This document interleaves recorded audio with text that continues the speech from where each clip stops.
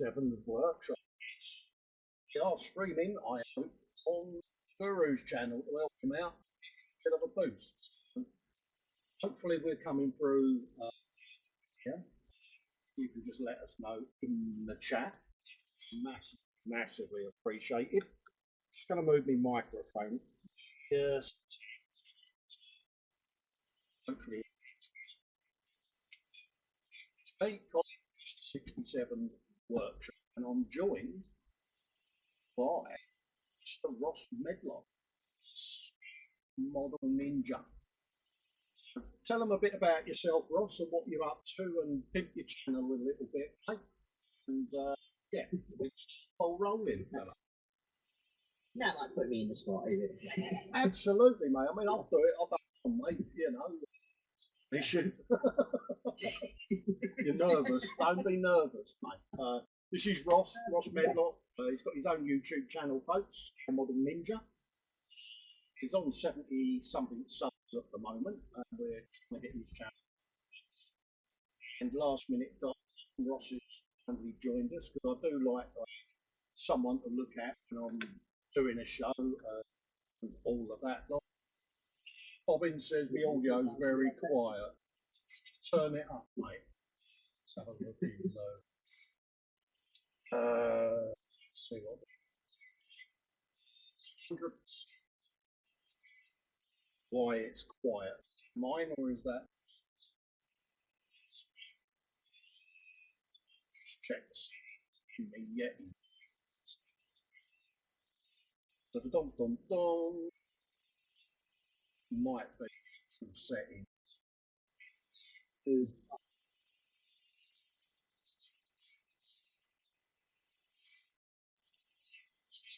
100%. No idea why my audio's. Let's move my microphone again. It's literally in front of me. So let us know whether you can hear that. Filmmaker Dave's workshops in, says hello everyone. Hello, how you doing, mate? We got in the chat. Foxx was in saying, yeah, I'll be watching from the start. May not be in the chat. Good show. Thanks, mate. Lovely Wendy Hickson's joined us. And I, Colin Foxx, Mama Foxx, and Dad, everyone else. You jugs have been unwell the last few days and have been listening to the shows. Take care and be well. Same for you, Wendy. Sorry you're not feeling right. Then hopefully that all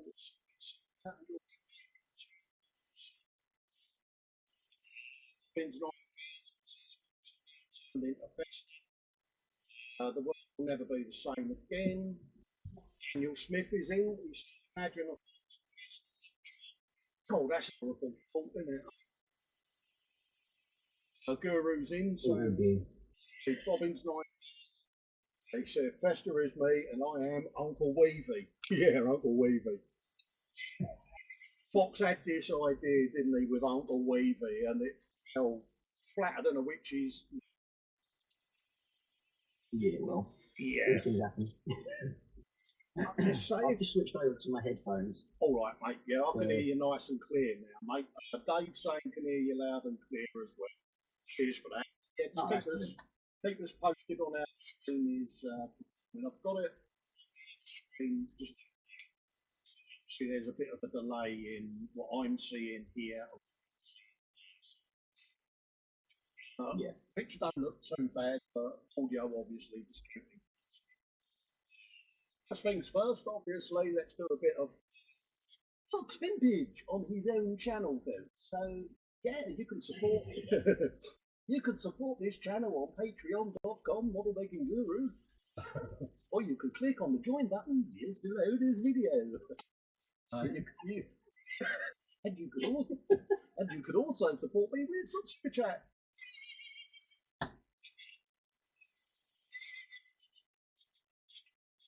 I did say to him that it will probably be slightly different, but no, we love Foxx. Yeah. You know, Foxy. He's got a lot on his plate at the moment. He kindly joined me on the front. Decided just doing these shows, just to give his channel a bit of a boost, give the viewers something to watch, and also keep it because, yeah, you know, he's not getting anything at the moment, and it's difficult. Got me obligatory. He gets us to rent rates instead. Absolutely, I've got me obligatory two stalkers in that have been following me around today. So I love you too, but you know, I'm a better person than you because I'm not going to come over to your channels and thumbs down your stuff. So, you know. Anyway, let's get a bit of Warhammer going. I'm going to be doing a bit Hasbom. No idea what yet. Just wing it. See what I did there. I know. Probably got a filter on that. I might put. Only got a piece on it. But yeah, that's what I'm up to this sunny day. And you're doing what? I am working on my Chaos Space Marines. Oh, happy days. Yeah, I've got 5 more from the half box set of the Shadow Spear. Yeah. To do. Yeah. So we'll endeavour to try and actually make them look half decent.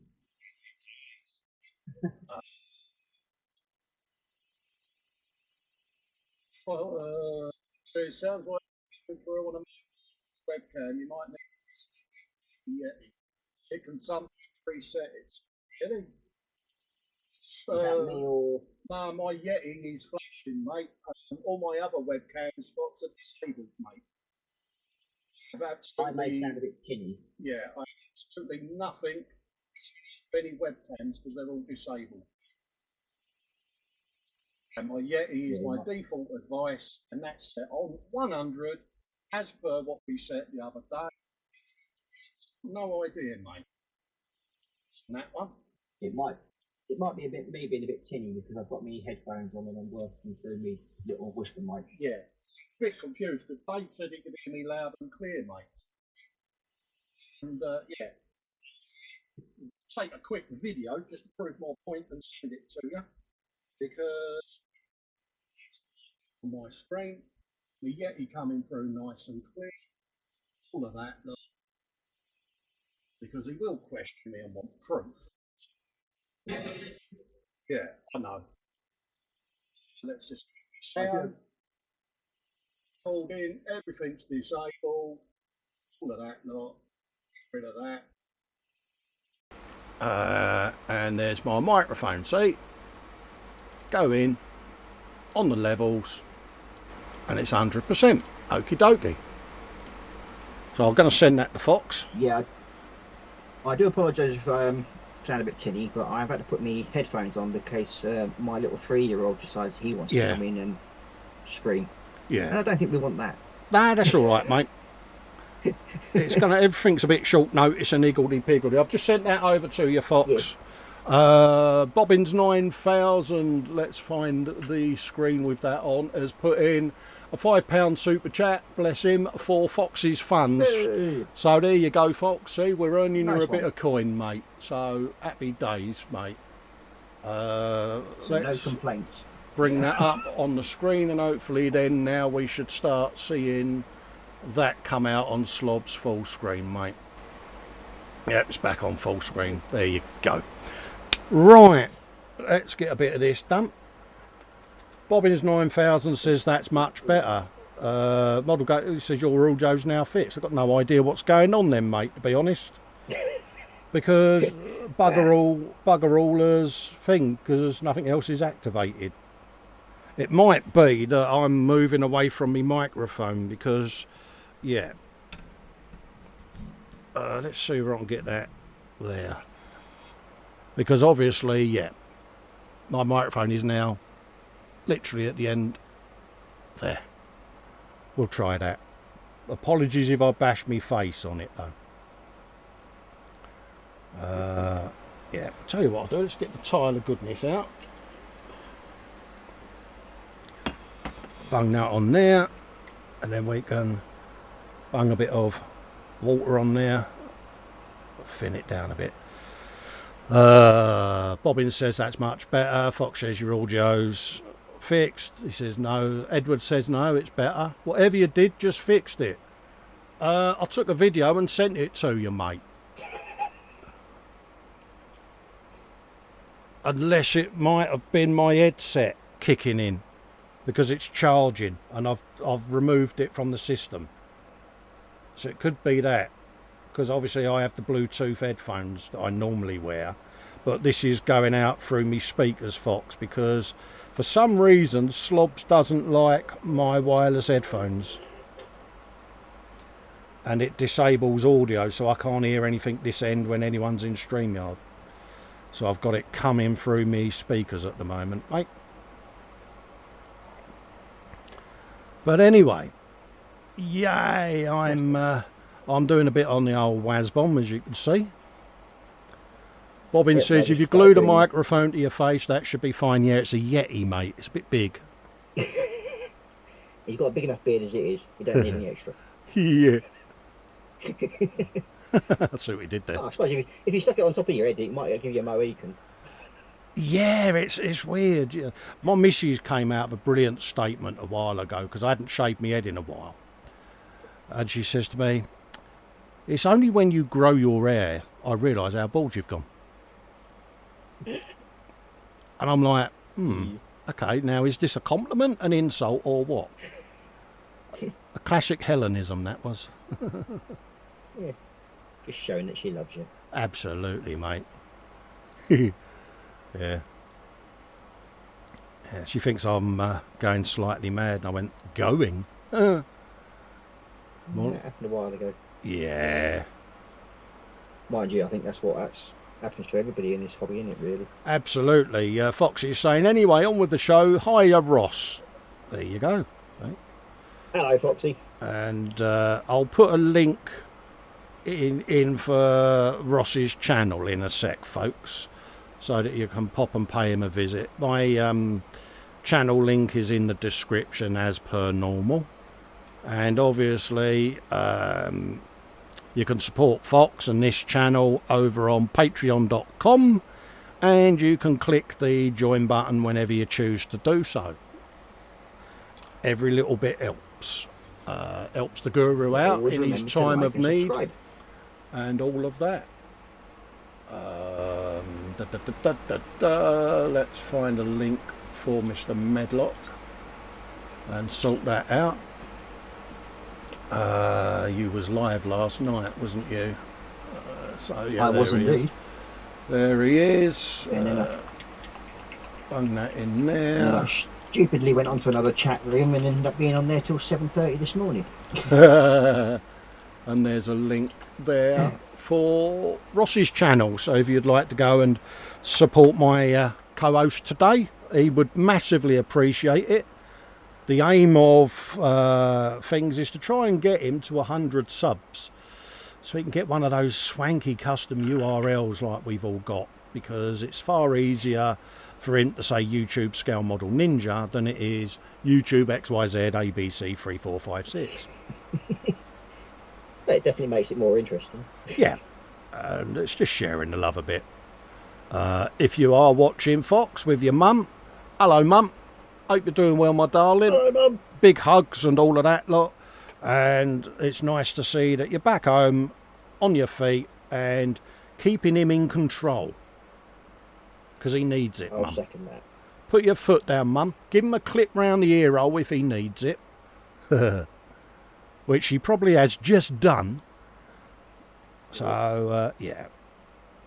All seriousness, it's lovely to see that she's back home. It is. It's good to hear that she's now on the road to recovery, as they say. Absolutely, absolutely. Model making mum. She's the mum of the community. So I said to Fox the other week in a message, I said, at the end of the day, she's all our mum. Yep. Model making mum. She's the mother of the community. Yeah, there you go.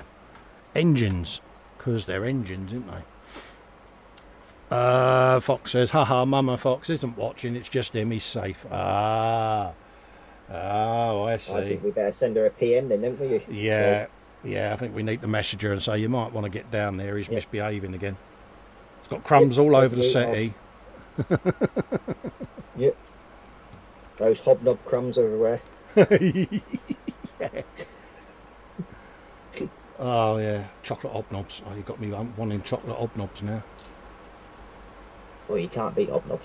That's one Absolutely, mate. But well, you can actually beat with one thing. Yeah. And that's the Jaffa cake.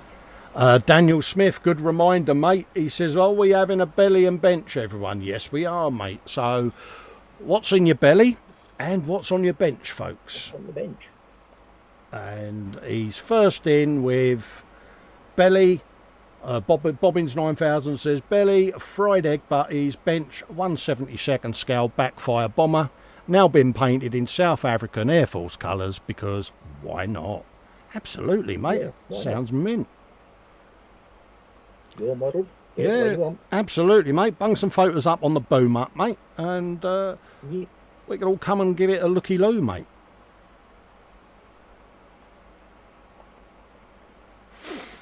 Model making guru, bench, Iron Man part work, belly, sushi, donuts and coffee. Sushi. Oh, I used to love going to sushi restaurants. Oh, yeah. Got Daniel Smith, belly, nothing yet, bench, James Workshop, Balrog. All right. I'm glad you're in because you'll know what that is. Judging. Yes, I think probably on the lines. I think it's Lord of the Rings. Oh right, yeah, yeah. I think it is anyway. But don't ever quote that I know everything about Warhammer. I just basically know what I'm doing, and that's about it. I reckon. I reckon your knowledge on Warhammer will far exceed mine at the moment, mate. I'm sure Foxx will definitely put me right if it's what is it? If I've got it described it the wrong one, I'm sure he'll put it right and tell me that I've been wrong, and then get Mama Foxx to give me a good slap on the wrist. a stinging smack on the leg.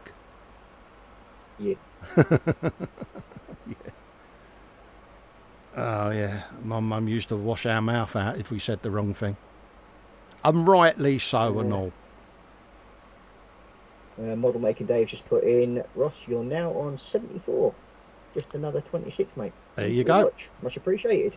Yeah, it works, but it just gives people a bit of support. I mean, you took a little convincing, didn't you, at first to get into it?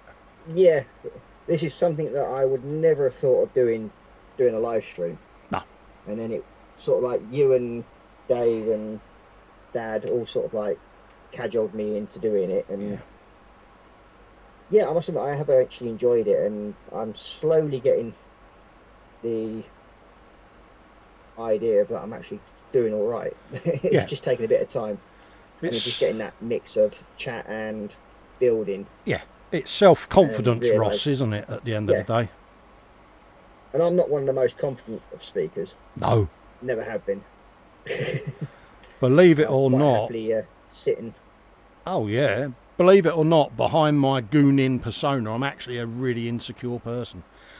People like yourself that are close to me know that because, so I find this quite helpful with that because it takes that tension away that you have with self-confidence. You know, we're all in a tent, aren't we, you know, and we're like coiled springs with nerves, and doing this sort of thing helps me with that, if I'm honest. So and I saw that in you.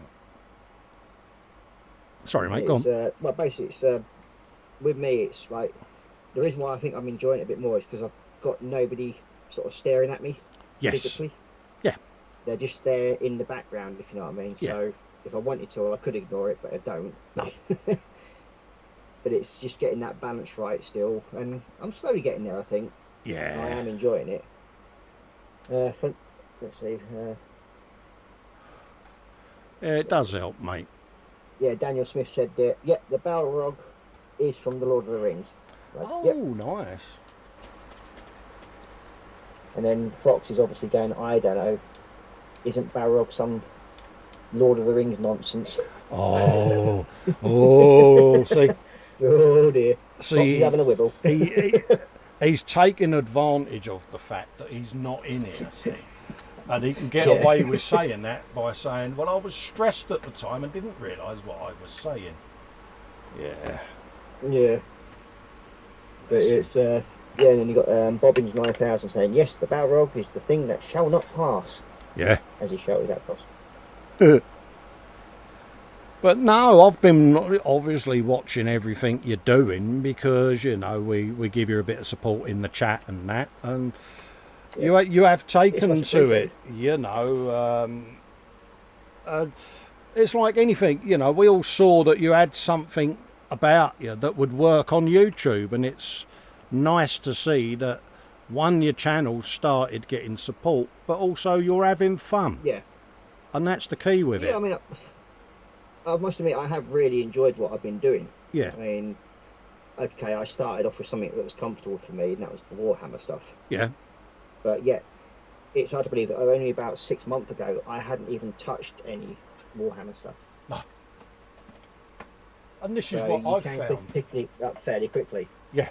And it's fairly straightforward. But as you probably noticed with the pictures that I put up in your group, that I don't generally stick to paint schemes that are renowned for Warhammer. No. I pick and play with my own colours. Yeah. That's what I enjoy doing.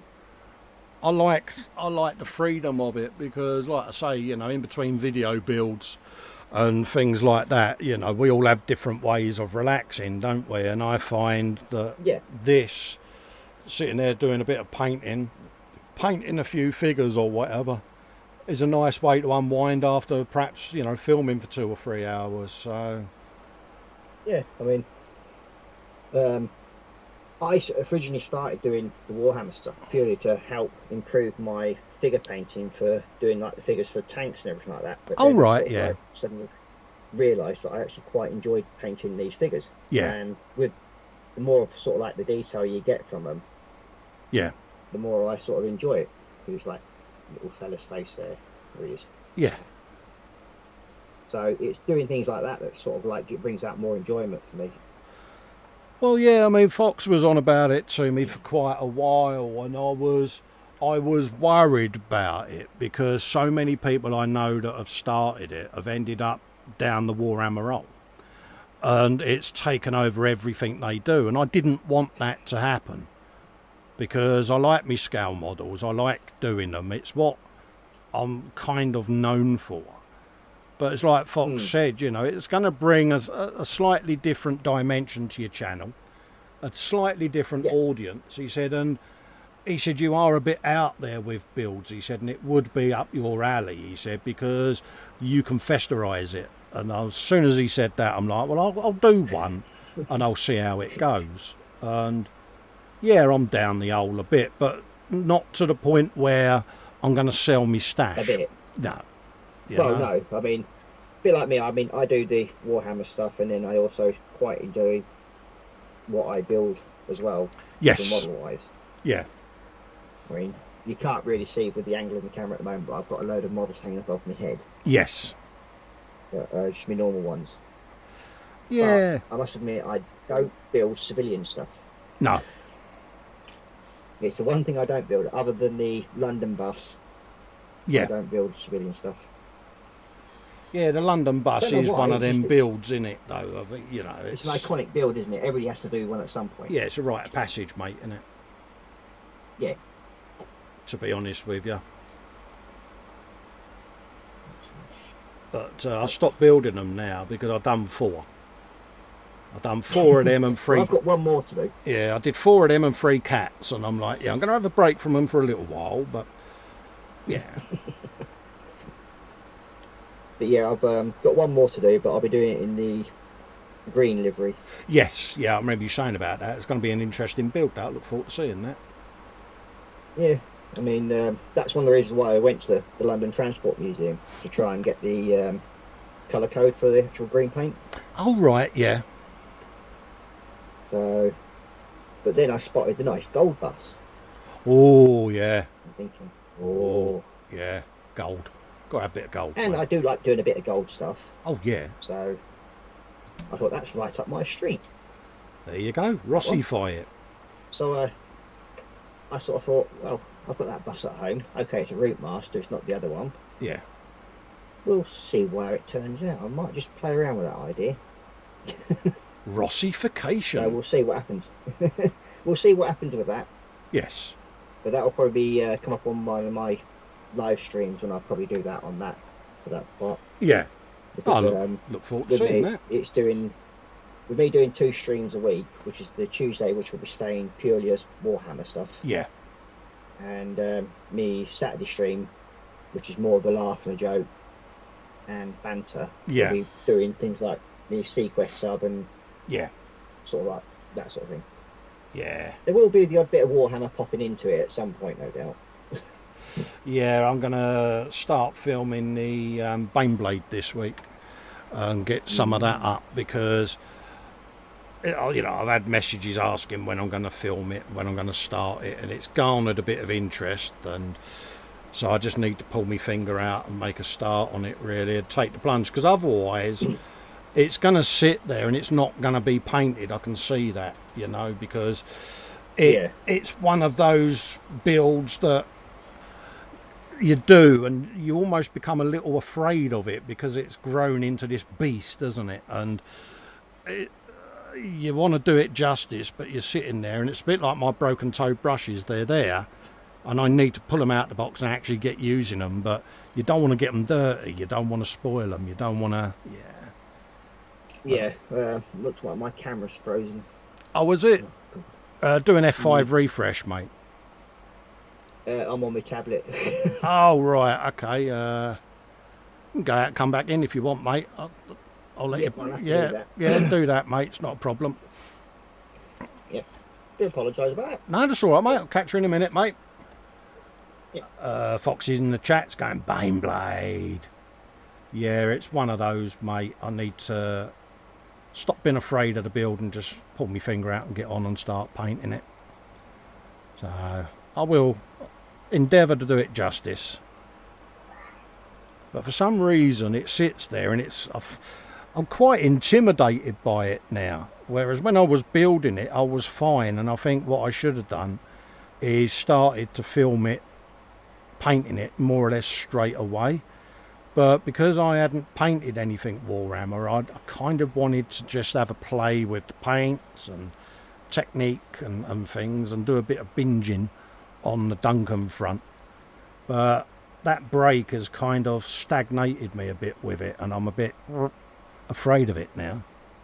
I'll be fine once I start.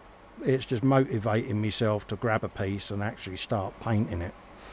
So I've set aside couple of hours this week where I'm just going to grab it, paint it, film it and just put it up and see what people think of how it goes.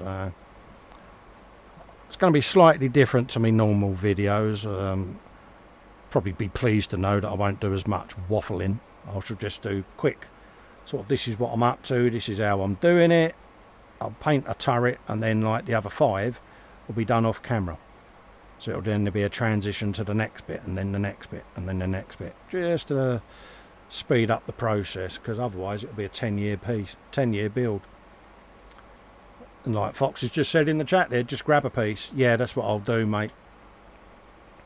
I want to do it as a video series rather than live with the Baneblade at the moment, because I haven't got a Warhammer build series yet. I tend to do most of these as live streams.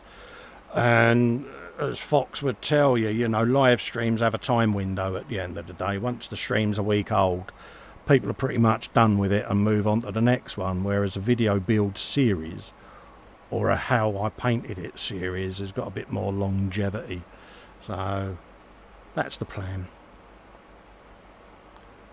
And like I say, as long as I've got me stalkers, I can guarantee I'll get at least 3 or 4 views. So that's a distinct sound of a Mr. Medlock coming in. Let's let Ross back in. There you go.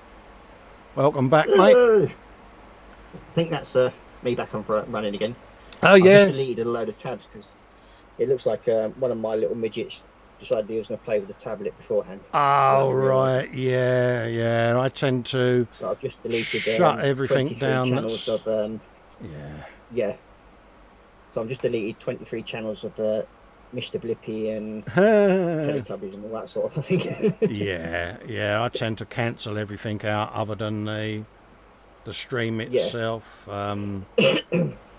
I've got OBS obviously running on this screen, and I've got the stream running on the other one just in case anyone says anything's not happening, but I could actually turn that off. Yeah, I've got the other Bobbins, tablet running. Bobbins, So I can actually see what's going on in chat. yeah, Bobbins 9000's asking, what is the device you're using for the paint pot? What, that? That's something I 3D printed, Bobbins.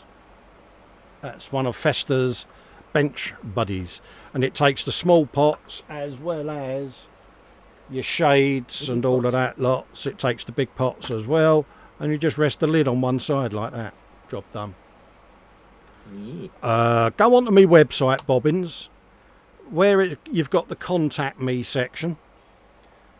Fill that out and it'll send me an email, and I'll put your address in and I'll print you one.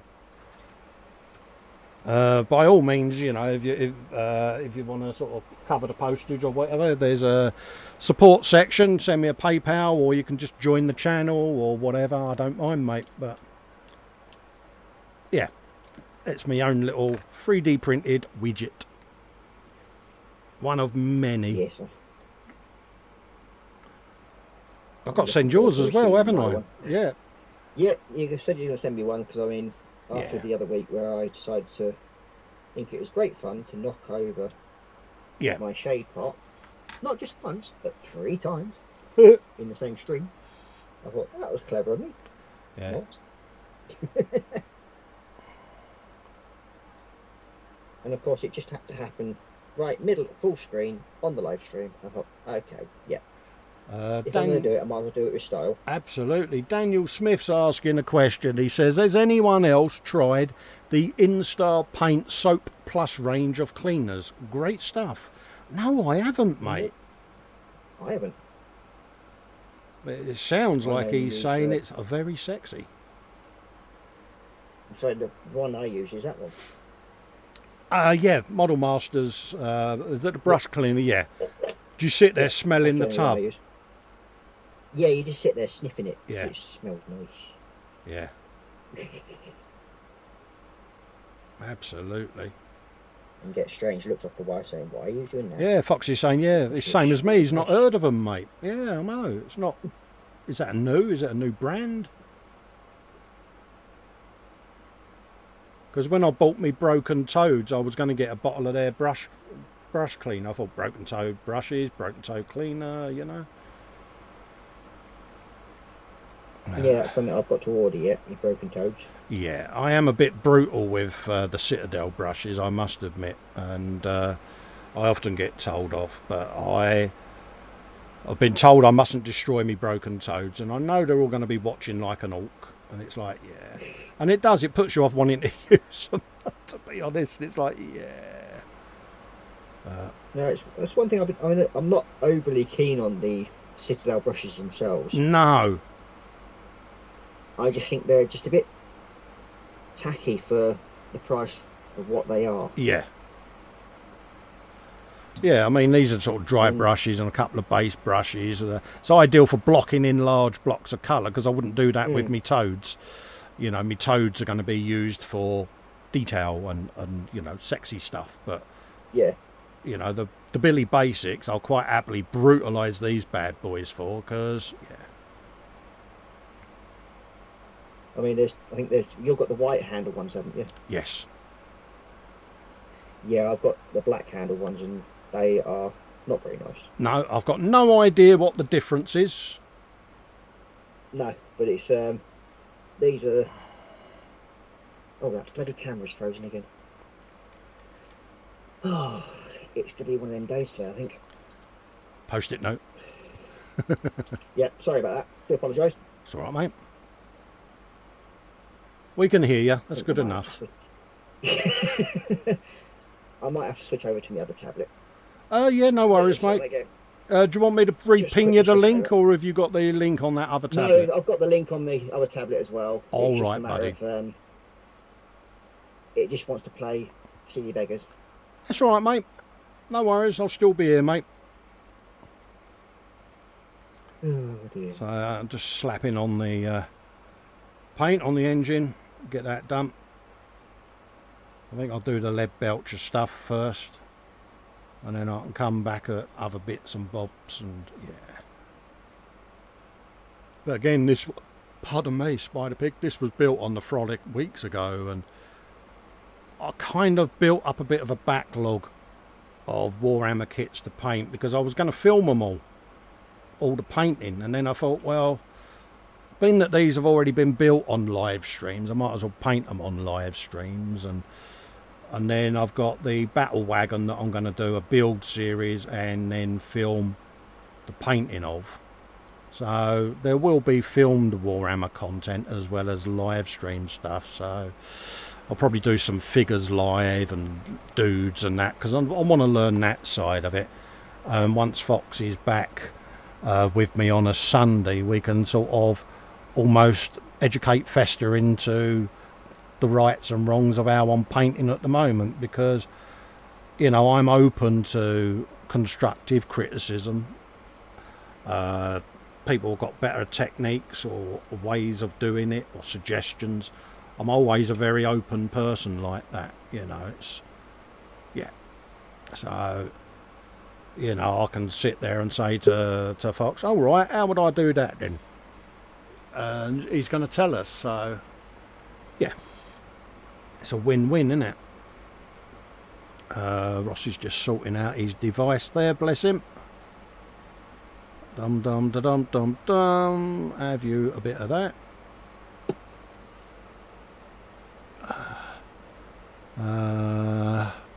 Yeah, he's just setting up his camera there.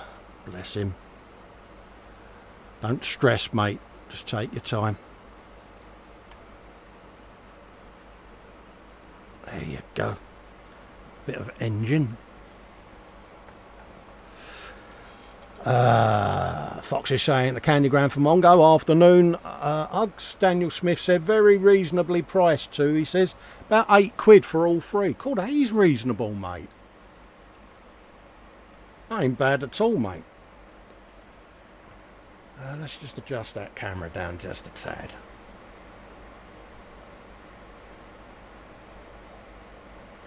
There you go. If you're talking, Ross, there's no audio, mate. I don't know whether you are or not, but I thought I'd let you know. Can I hear you now? Can you hear me now, Phil? Yeah, can hear you now, mate. Ah, brilliant. Yeah. Yeah, you didn't have any at first, mate. But... yeah, it's, I do apologise, Foxy. Don't be Just daft. making it more entertaining, I suppose. You don't have to apologise, mate. He's just grateful that there's a bit of content going up, mate. Bless him. I don't know why I didn't think of it sooner. We're too British, us two. Yeah. You know, like, he probably didn't want to ask me, and I didn't want him to think I was imposing. So we're like, oh, I'll wait until the time is right. And it was just purely by chance, you know. And I said in a message, you know, dude, I'll do a Sunday show if you want. Keep your channel content. And that was it. We just sort of set up Slob, set up the stream key for his channel and all of that lot. And it's like, yeah, I'll carry it on, mate. Because we was doing these together. Sunday, I'll do the same for you again. Yeah, no worries. I'll make sure I'll have my usual setup up and running. Yeah, it was a bit short notice. Yeah, 15 minutes. It's like scramble. Yeah, it just suddenly came to me in the brunch because Dad's a bit poorly. Cy Reynolds had some bits and bobs that he had already had pre-arranged.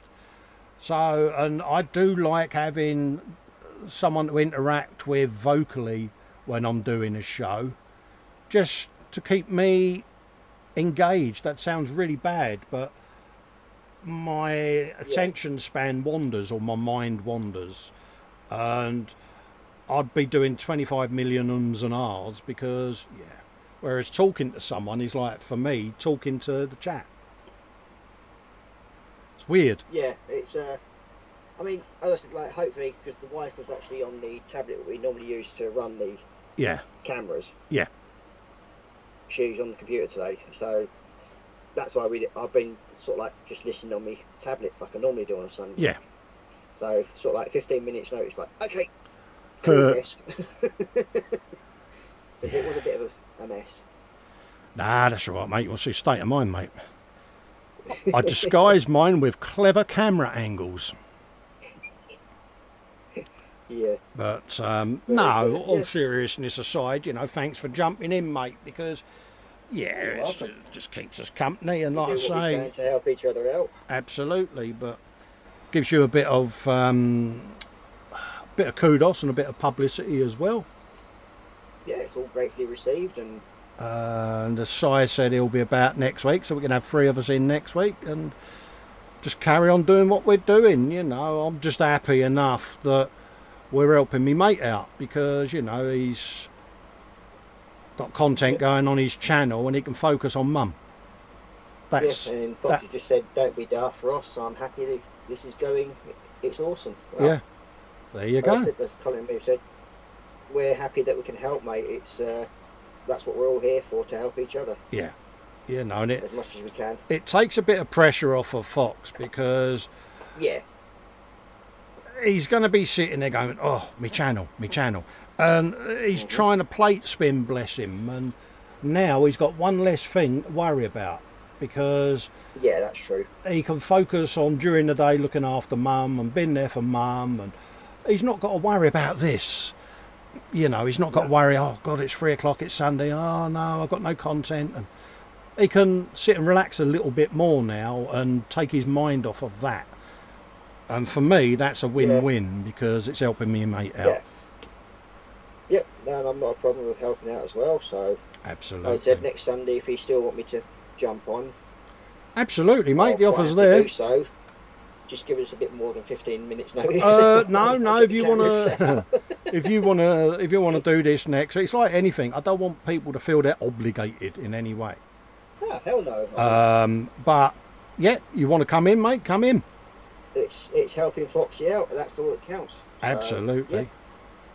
He'll be sitting there. He'll be sitting there wanting to shoot you for calling him Foxy, though. Oh, I'm helping him, so I'm allowed to. Ah, right. That's my one pass. I can imagine him sitting there going. Yeah, but that quintessential British, was it? How dare he?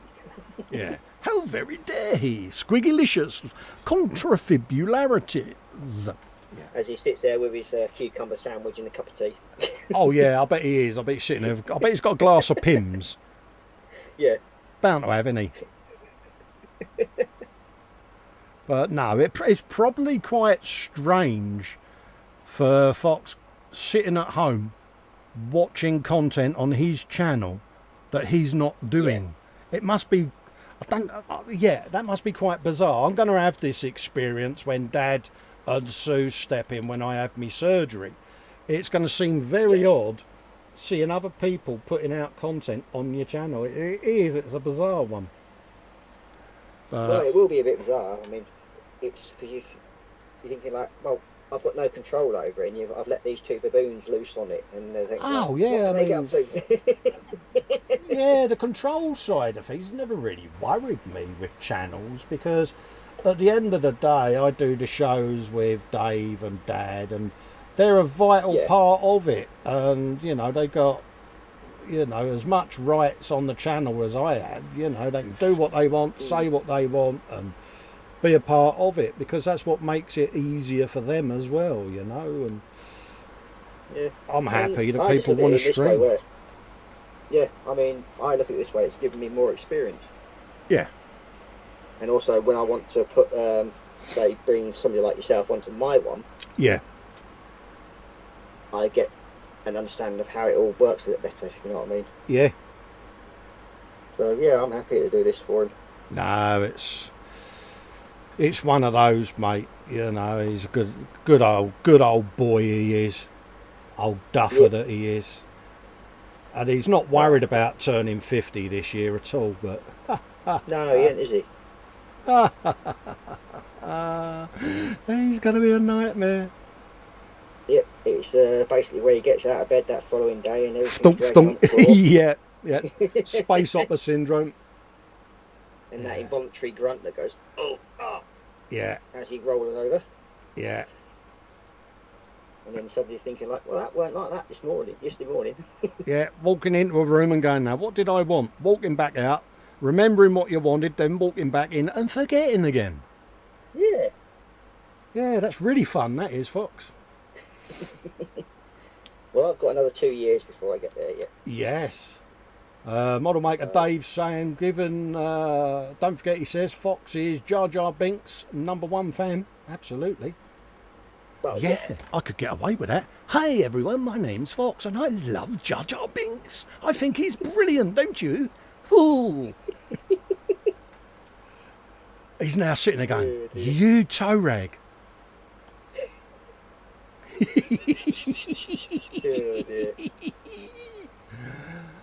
He's going to hate me. How many people saw this link come up on his channel and were gutted to see my mug come up on screen? What do you think of that? Seeing mine? It's like, yeah. Yeah, but like we were saying, you know, folk want to come and visit your channel, mate. It helps, you know, it's...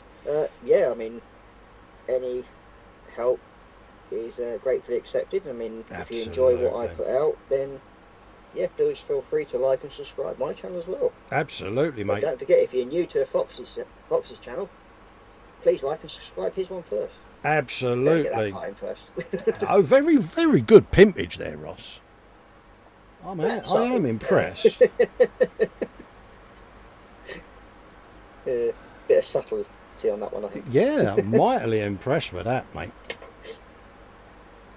That was quality pimpage. We've also got we've got yours and your little website as well, haven't we? So, yeah, I mean, yeah. If you want to find me, just go over on the internet to Festa67's workshop.com, and all my social media links are in there. My Amazon store is on there. There's video content on there. Ways of contacting me and supporting me are on there. So every little bit helps. This is my job at the end of the day. This is what I do to earn a living, and every little bit helps. And it's the same as this channel. Fox is the same boat. Model building, model making is his job. Without the income from this channel and Patreon support, Fox would have to go out and get a job, and obviously Mama Fox would be on her lonesome, and we can't have that happen, can we, folks? No, that's just not on. So if you can support him in any way, it massively helps him and his mum. So yeah, and he'll be eternally grateful to help your mum. Yeah, you'll get Fox hugs galore, squishiness, happy times, all of that, and it enables him to put out his content. So click on any of these. I'm sure he'll soon get back to at some point or other when absolutely gets settled down. Absolutely. But until then, you're gonna have to make do with us reprobates helping him out. Unfortunately, yes, but you can click on any of these videos, hit the join button, or you can nip over to patreon.com and have a look for Model Making Guru on there. Choose a tier that suits you, and by all means have at it, because there's lots of sexy content for patrons and channel members and perks. Was that good pimpage for you there, Fox? Are you proud of me? As your learnings on Festa started to work for you there, mate? Yeah, I think you've done well there, Colin. I know. Nice. I am trying, mate. Yeah, even putting yourself on that one, didn't you? I did. Yeah. I know. Good, didn't I, eh? Whoa. You're certainly getting this pimpage thing going down pat now, aren't you? Yeah. 6 months ago, you didn't even do that. No, I still. It's funny. I still haven't posted photos on my group of model builds and that. You know, people keep saying to me, I know. You've got an album in there. Why don't you post? Oh, you don't want to see my wheels. It's like, yeah, I know. I'm useless. Little steps. Yeah, it's like, well, I created the album, didn't I? You started it. It's little steps at a time, isn't it? You don't want to push it too fast. No, I don't want people to. Well, the thing is I sit there. Oh, that worked well. I sit there and I think people would possibly think it's arrogant of me to post my work in my group. I know this is how my mind. This is how my mind works, Ross. You know, bear in mind I'm a chronic depressive, mate. You know, I can get depressed at watching 2 raindrops on a window. You know what I mean? Because I'm like, oh look, that one's beating that one, and you know what I mean. You know what it's like when you get into depressions, your mind plays tricks on you. So I convinced myself that people would be going, oh, how arrogant of him to post work that he's done in his own group. So I won't post it because I think people will get the hump with me if I post me work. So I don't post it. And the opposite happens. People will message me going, why do you pimp everyone else and not yourself? So I get it, but I've just got to get my head round doing it. That's the out of the battle, isn't it? It's that stigma of you getting that through your own self to say, this is what people are actually asking me to do. Yeah, I'm only doing what folks are asking, and it's an obstacle, Ross, that I keep putting in front of myself. And no matter how hard I'm trying at the moment, I can't seem to cross it. I don't know why. You'll get there, mate. You'll get there. It just takes a bit of time. That's all. When you're good and ready, like what Foxx is going through at the moment, when you're good and ready, you'll be back and you'll stride through it, and then think that. Then when you do it, like you told me, you'll think, what was the big deal? Yeah. Exactly. It's just one of them things that happens. I sit there and I tell everyone else, get it in there, get yourself pimped, don't forget this, don't forget that, and then they look at me and go, but you don't. I go, no, but that's different. Yeah.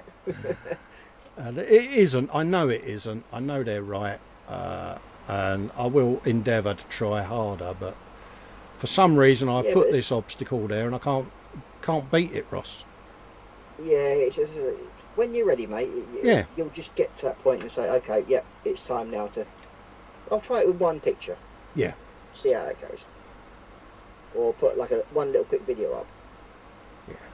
I mean, that may be an idea for you. Just do like a small video. Yeah. Because you get so used to doing the streams, and it's sort of simple, like a very similar sort of thing of doing.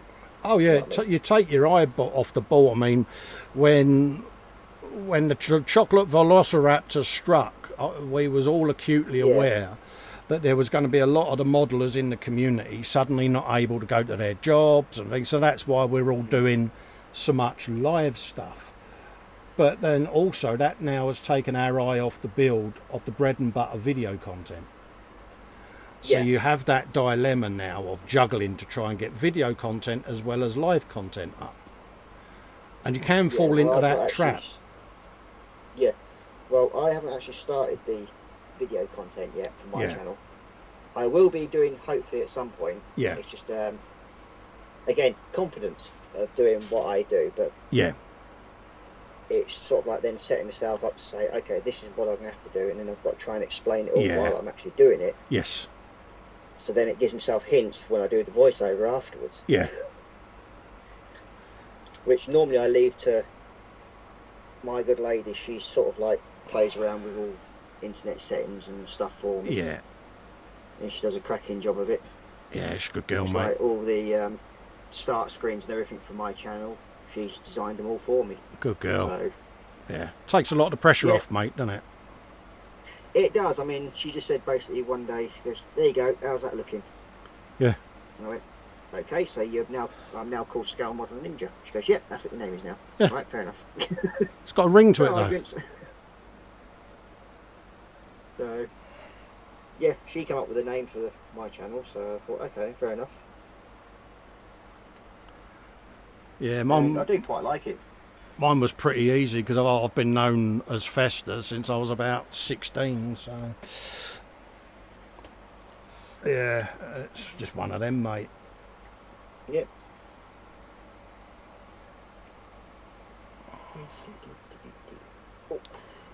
Foxx has put some thing in there. You can either become a member by clicking the join or visit him on Patreon. There you go. Muse is in, same morning all. Hello Muse, you alright my love? Hope you're doing alright darling. pimped a bit of your work on the brunch today, so I hope you don't mind. So yeah, we visited your album on the Sunday brunch, and very impressive it was as well. Yeah, we've lowered the tone today. We got Festa on instead of Foxx, and we've got Ross joining. To lower it even more, you got me. Yeah. So, yeah. And then we've got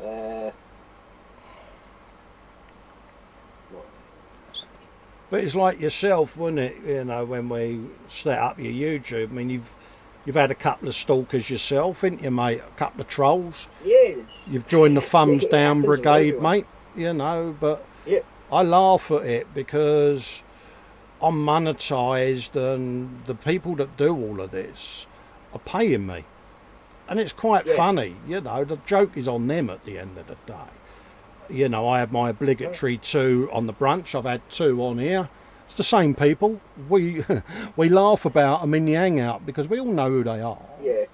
And at the end of the day, they're looking at their stats today, hoping I'm going to react and go over and do the same to them.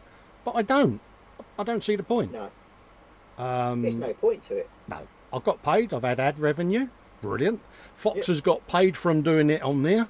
He's got ad revenue, so double whammy. Absolutely, but yeah, it used to be years ago disconcerting, but now you know it's an interaction. It's not counted. It doesn't count against me. It doesn't count against my channel. It's an interaction that is classed as a positive interaction on the channel. So they're helping me out by moving my stuff higher up the ladder. So I'd like to thank them. Please keep doing it. Purely and simply because it helps put food on my table. We said the same to you. It will happen. Oh, yeah. Don't let it get to you, mate. Lo and behold, the week after you said that, what happened? Yeah. Because I used to talk to Foxx at length about it, because, you know, he used to say, don't worry about it, geez. I said, yeah, it's easy to say that, but are people going to think? He went, no, people don't care. So at the end of the day, YouTube don't care. They're only interested in the fact that someone's clicked and watched your video. Yeah, to make them revenue, that's it. Yeah, and he's got a valid point at the end of the day. But it's like when I had that first one on my group, my page, it's like, hey, what the hell? Let them get on with it. Yeah, you messaged me, didn't you? Yeah, please everybody. I got thumbs down, Cole. Well, welcome aboard, mate. Welcome to my world. Yeah. Paul does it brilliantly on ISM, doesn't he? He's like, yeah, got 6 in tonight. Happy days. Been paid. Move on. Yeah. No, it's just sad that people have to sort of like think that they're trying to do harm, but in the end they're doing good. So it's only jealousy, buddy. Yep. That's all it is. Let them crack on. That's all I can say. Yeah. I'm not going to stop doing what I enjoy just because of a little thing on a computer. And all it is basically ones and zeros with making a picture of a thumb down. Why would I be bothered about that? Yeah. So, yeah. Actually annoys them more when you put the next video up. That's what I like about it. Yeah. I mean, it's like with me, I do like the Warhammer on the Tuesdays, and then the other one, the other normal builds on a Saturday. Yeah. Muse sums it up brilliantly. Love me or hate me, she says. You're still thinking about me, laugh out loud. Yeah, that's how I treat it, Muse. I'm in their heads, darling. And it's brilliant because they're giving up 10 minutes of their day to come in, boot up their computer, go to my channel, give me a view for watching it, click in a thumbs down, which is an interaction, and whilst they're doing that, whether they click off of the advert or not, I still get paid. Yeah, and you've got Bobbins 9000 just saying, just spilt some Mr. Hobby levelling thinner on myself. My hand has never been so clean. Oh dear. Fox is saying to Scale Model Muse, Mama Fox has sent hugs back to you and for the chat as well. Oh, big hugs, Mama Fox. Yeah. Big hugs. Hello, my love. Oh, model making mum. Hello, Mama Fox. She needs all the mum hugs in all the world forever. Yeah. Big hugs to Mama Fox. Yeah. The more the merrier. So I said to Fox, she's our mum now. Yep. Yep. Jealousy does not apply, Foxy. Yeah. Absolutely. Yeah, we've stolen Mama Fox from you. She's ours now. Yep, she's everybody's, so you'll just have to live with that. We all have a vested interest that she's keeps strong and well. Absolutely. Absolutely do. Let's just clean that. Scars off of there. Is he scuzzier than a scuzz?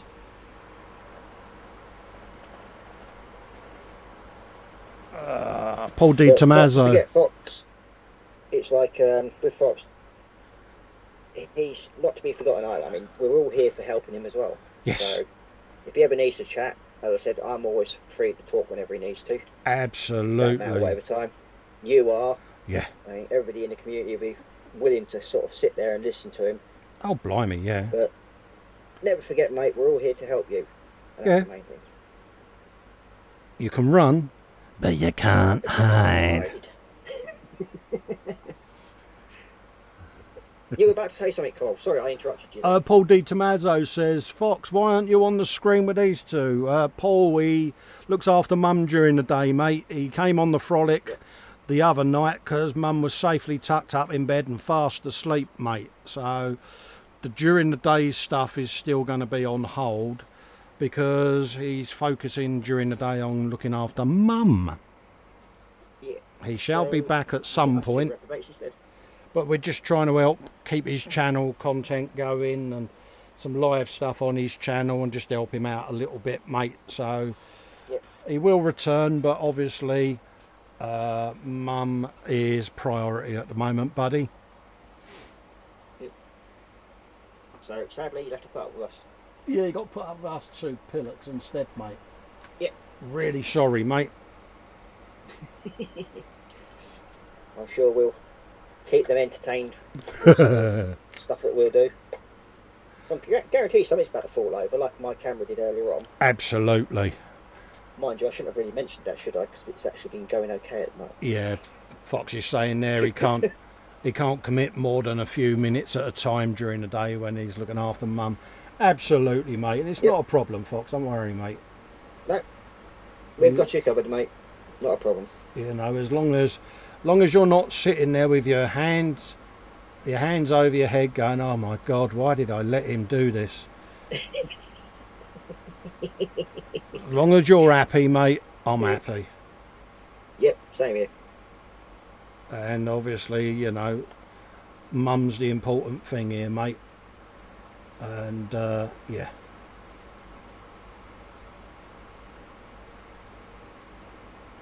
We love our Mum. I might almost have this figure finished. Oh, you're good. Hear that, Fox? This is a first on Warhammer Sunday.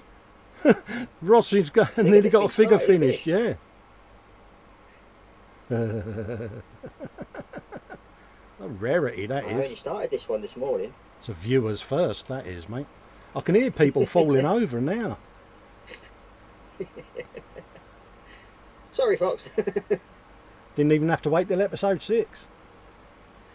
Yeah. Just when you finish gluing the first arm on. Yeah, Fox says, finished? Question mark. We'll have to have words, I can see. Yeah. Yeah, he'll be messaging me later. Don't get him on anymore. He finished something on my channel, mate. Can't have that. No, that's just not the done thing.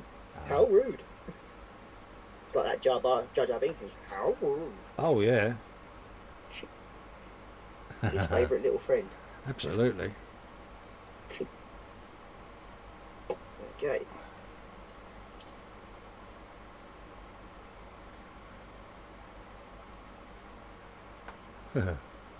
Poor Fox. He loves every minute of it. Absolutely, mate. Absolutely. And this is what we do. We I'd mock all of each other, don't we? He mocks me, I mock him, and he'll set me up with words that he knows I'm going to struggle pronouncing, because it tickles him pink, you know. And he's like, yeah.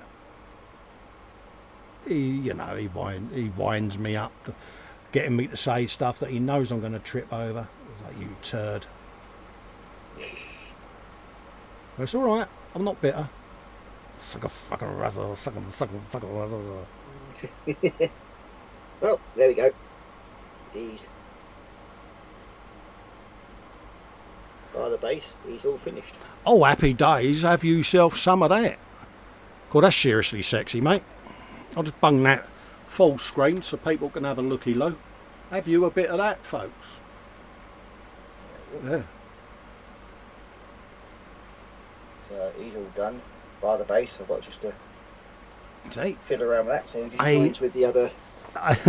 A finished figure on a Sunday Warhammer Sunday stream. Who'd have thought it, eh? It's like, how rude. Yeah, there we go now. We can tell it's not Foxx.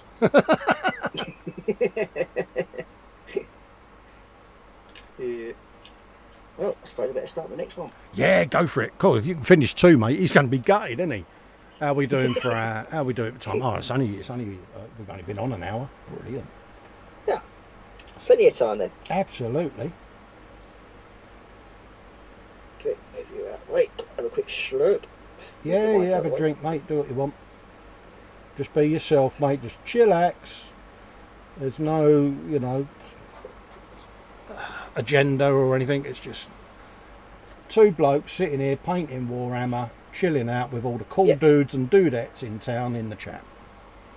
Yep, and talking BS at the same time. Yeah, and obviously Foxx, because he's just unique, isn't he? Let's be honest. And then you've got Adaptus Latrina. I think that's how you spell that name. I have finished my Sisters of Battle Palatine the Nim today. Oh, very nice. I know. That still leaves a lump in me throat, that does, mate.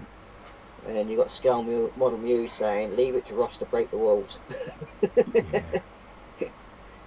And you've got Panzer in. Hello, Panzer. All right, mate. Hope you're doing all right, mate. Try not to keep knocking me webcam. Sorry, folks. And Guru's just saying to Adaptus Latrina, make sure you post the pics in the boom hut when you do. Yes. Of course. Yeah. I'll have that happening. Yeah, feel free to pop over and join the Model Makers Boom Hut. It's on Facebook. So, yeah, that's... I think Andy McLeish has sort of like mentioned Candygram for Mongo. Is that what this seismic shift in the ground was? Yeah. Something to do with me finishing the model on the Yeah, it is. I'm mightily impressed, Ross.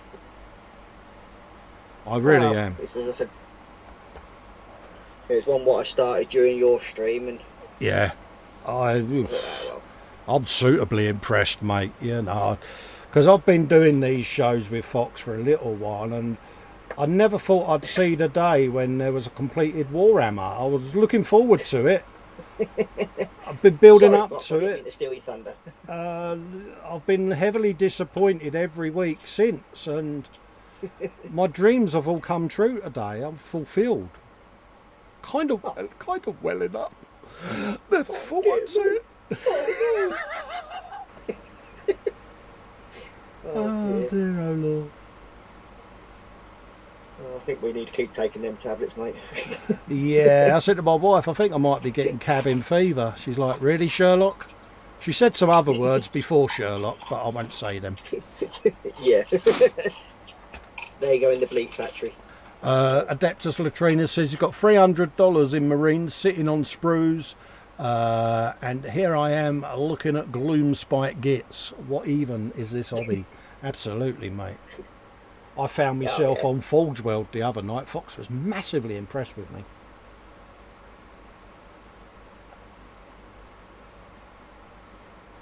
Black Rifle Models saying, ever thought about trying NMM finish, Ross?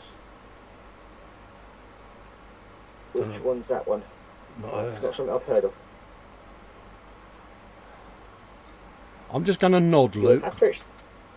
Yeah, it's you'll have to explain a bit more about that one. That rifle. I'm not sure what that one is. Yeah.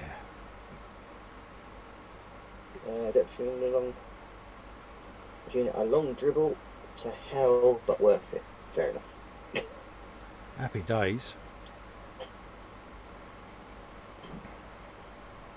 Oh, non-metallic metal. To be honest with you, I have done some Space Marines in the normal colours,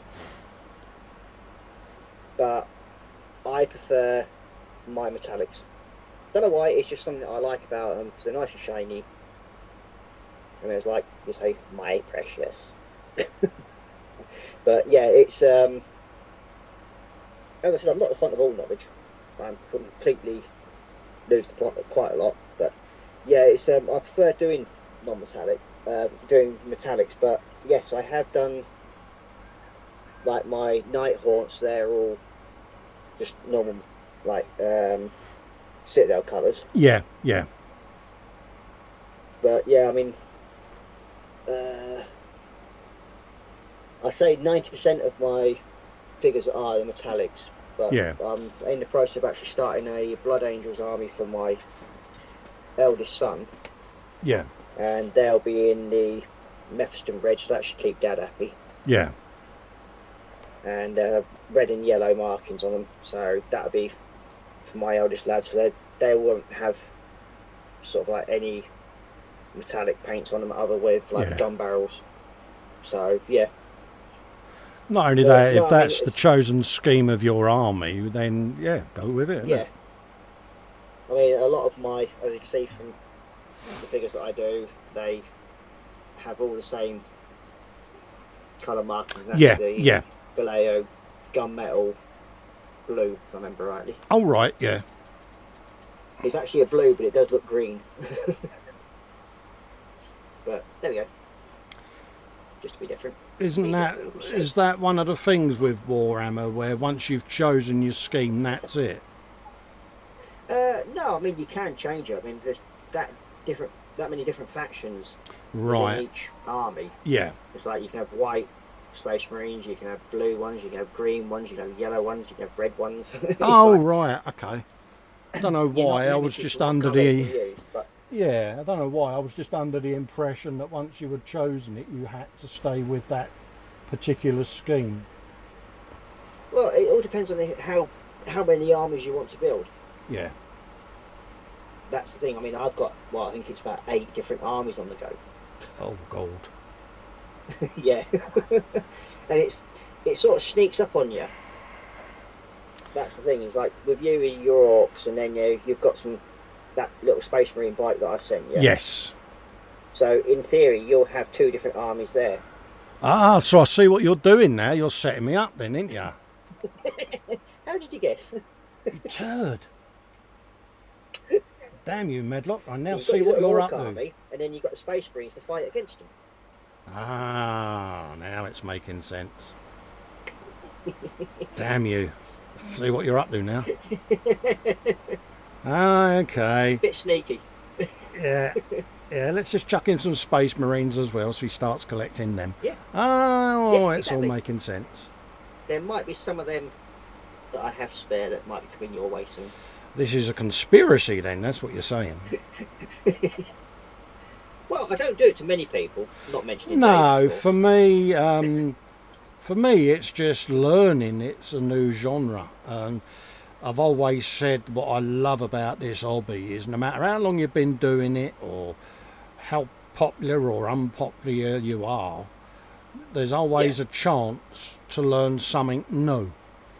And that's what keeps me inspired, because I often get asked what's your best build, and I'll say the next one, because if I was to sit here and think I've done my best build, what's the motivation then? Because I can't improve, can I?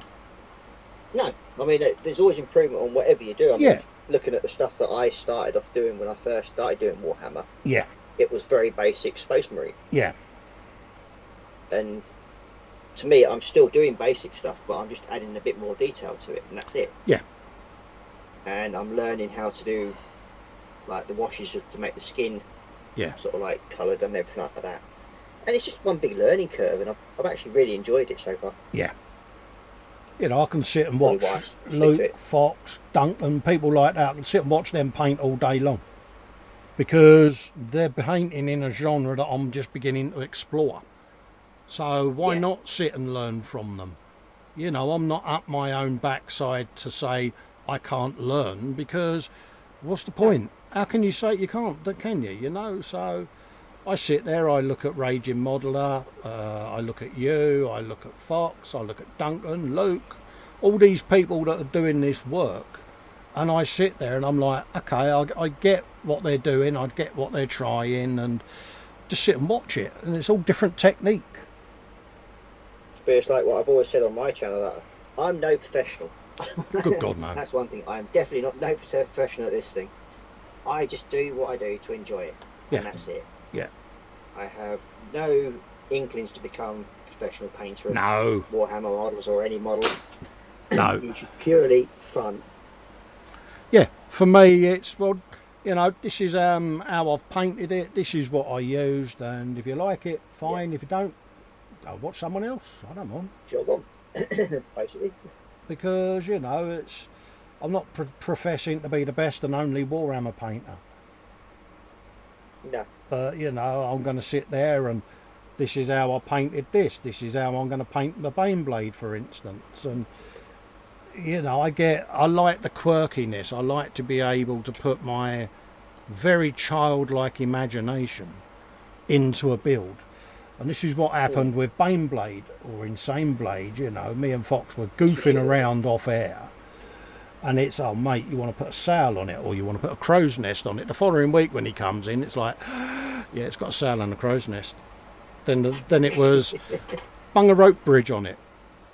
Following week, a little pirate's flag on it as well. Yeah, there's going to be a rope bridge. There's going to be this. There's going to be, yeah, why not? Because I love doing that. You know, I just, and the Stomper, you know, that's not going to be a regular... An epic build, isn't it? Yeah. You've got everything that's in the box you've got to try and put on it, haven't you? Yeah, as well as it's going to have a lowering drawbridge on the front, and the custom booster blaster is going to come out of the drawbridge. So, yeah. Nice one. So, yeah, and this is what I think Foxx saw with Warhammer that I didn't at the time, where, because he knows I've got a bit of a childlike imagination, he kind of knew it would be a perfect genre for me to bring that out more. And dare I say it, he was bang on right. It's the childish side can come out to play. Yeah. As they say. Yeah. And it's just nice to do something different, isn't it? I mean, yes, I do a lot of stuff in metallic, as everybody knows. Yeah. It seems to be becoming my sort of go-to colours. Yes. But I just like playing with them, because it's like, there's so many different things you can do with them. But also, it becomes what you get known for, Ross, doesn't it? Yeah. I mean, it's like with the metallics, I think, on the back of the Helldrake that I've been doing, that's a mixture of about 6 different metallics to give it sort of like a burnt engine look at the back. Oh, so right, yeah. That's just a literally dry brushing metallics, which you shouldn't really be able to do. Yeah. Yeah, but if sort of like come up, if you found a way to achieve that, then fine. It works, doesn't it? And that's purely by just messing about and practicing with it and doing it on this first, and sort of like it's given the effect that I want. Yes. So I'm happy with it. And the key is as well, it's fun. Yeah. It's just learning something different. Yeah. And it's like the fireball that's on the front of it. That was actually on one of the Wives Dungeon and Dragon kits. Yeah. That it's now been slightly modified and now sits on the front of mine. Yeah, but it just brings a new interest, doesn't it? It's, yeah, it just makes it a little bit different. So all I've got to do on that one now is finish the legs off it and the base. Yeah. And add the little dude. I mean, when I first started getting into this, I kind of got bogged down in the it has to be painted a certain way mindset, you know, because that's what I had seen on painting videos and tutorials on YouTube. You know, to set up your army, you need to do it this, you need to have it tabletop ready, or this or that. And I'm like, well, I'm never going to play the game. And I said this to Foxx, I'm reluctant to start painting because there's too many rules and regulations. He said, do you plan on playing the game? I went, no. He said, paint it how you want then. Yeah, exactly. He said, because build it how you want. He said, you're not going to play the game. He said, so let your mind wander. He said, do what you like, it's your model. And I'm like, oh, okay. And then I built the Baneblade. And yeah, it's been, Yeah, I've got my one to build yet. So yeah. That'll be a future build. Yeah. And because once the Helldrake's finished, thanks to badgering from a certain Panzer. Oh, right. Sort of like slightly altered the vote slightly in his favour. Panzer, badger? He Never. badgered the people in there. Yeah.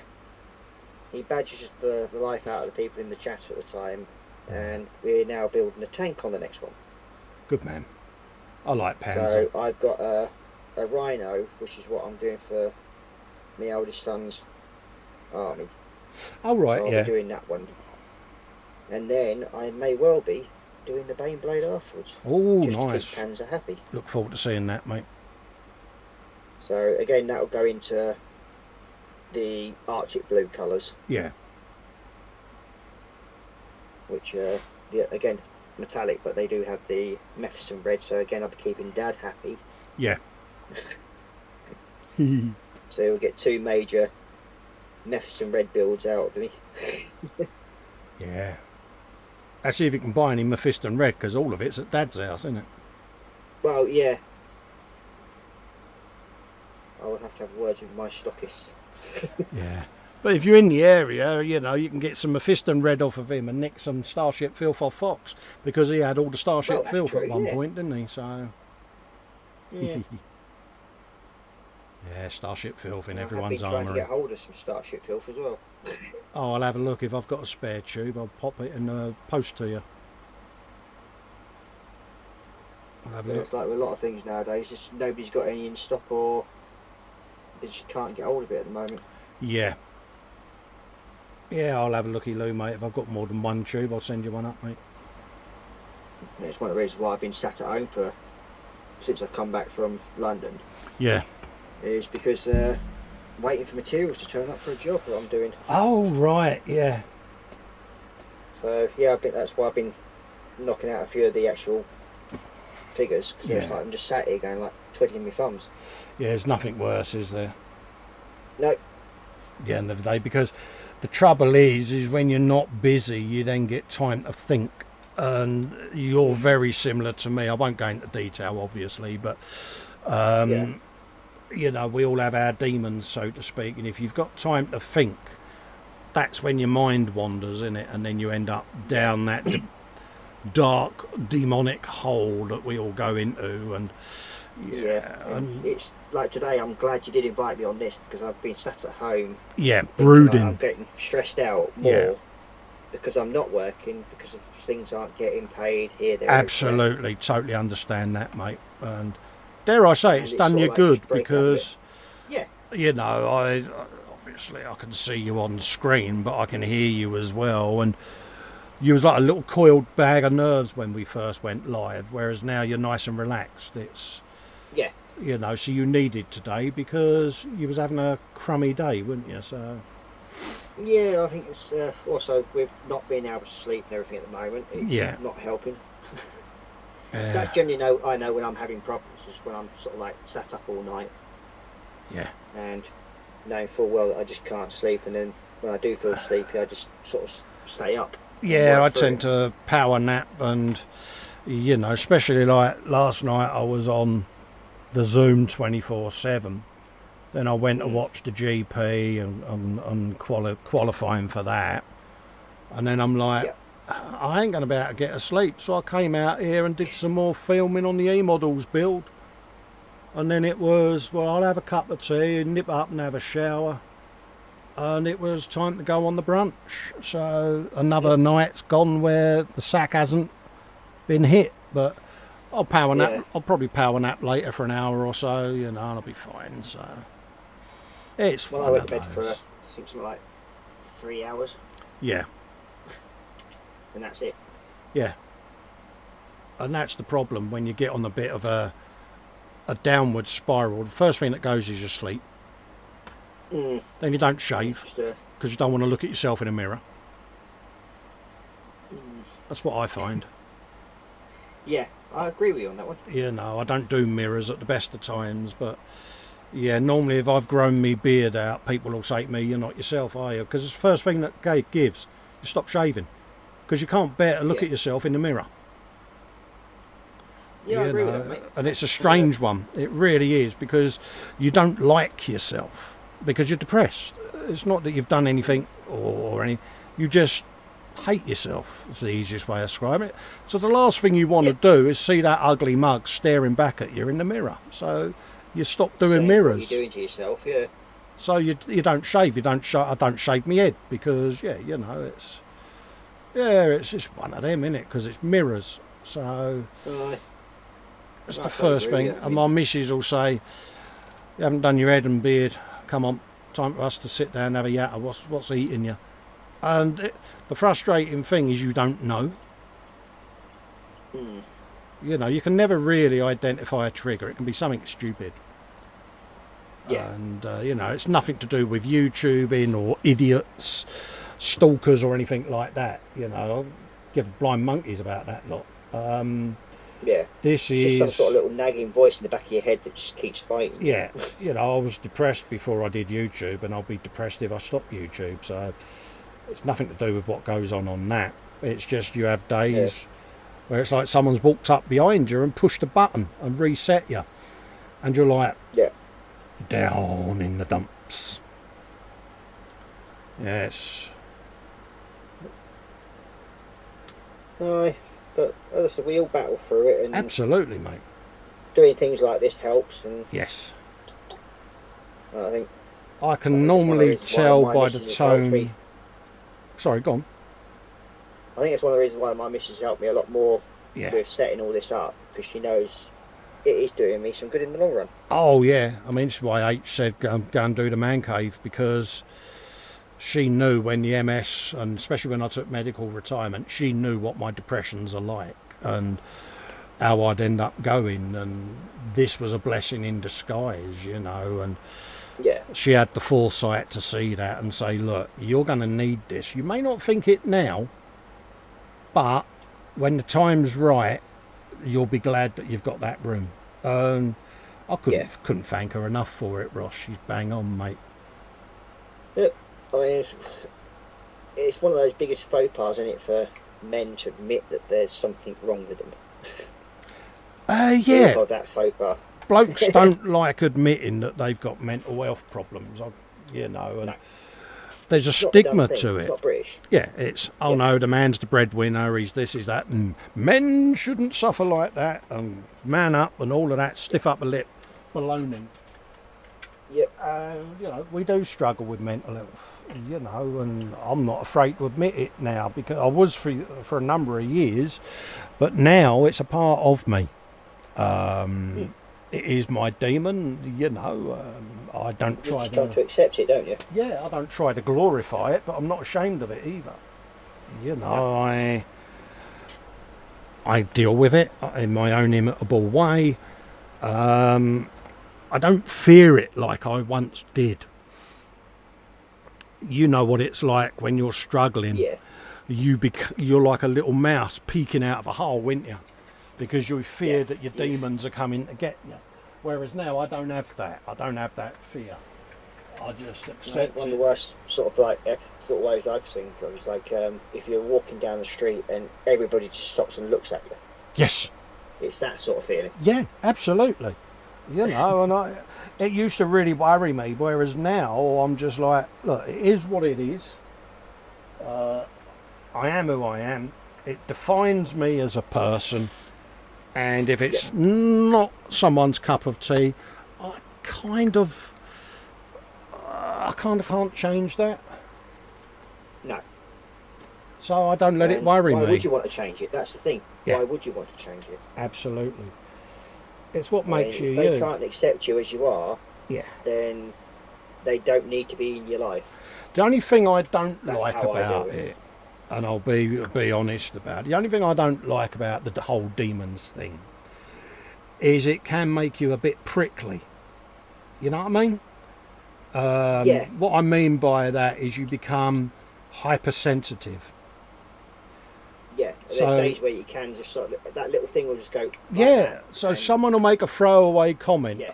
and you immediately think it's a massive slight on you, a besmirchment, or you know what I mean? Yeah. And because you're in that frame of mind, your own normal humour suffers. So you'll throw back a one-liner, and they're like, "Oh, what's your problem?" It's like, Yeah. I haven't got one. And But you're now Okay, thinking they're like- having to go at you now, so you then get defensive, and it drives you nuts. yeah, and it's like with you and me, we both have sort of like a very dry sense of humour. Oh yeah. It can be taken. That Yeah. can also switch some people because they just suddenly think, "Oh, hang on a minute, Absolutely. are they having a go at me, or are they actually having a joke?" Yeah, I've had it before, as you well know, this year, you know, where my humour being my humour, I'm like, oh, you know, blah, blah, blah. And it got taken out of context or taken wrong, and suddenly I'm Lucifer, and I'm like, fine, I accept that if that's what they think. But, you know, when you suffer with your demons, you know, you're not yourself. Therefore, sometimes your Yeah. humour might be a bit darker than normal. And there are times people can be a bit hypersensitive and, dare I say it, naive about the struggles of having mental health issues.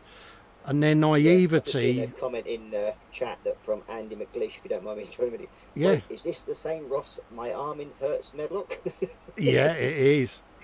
It is, mate. Sorry.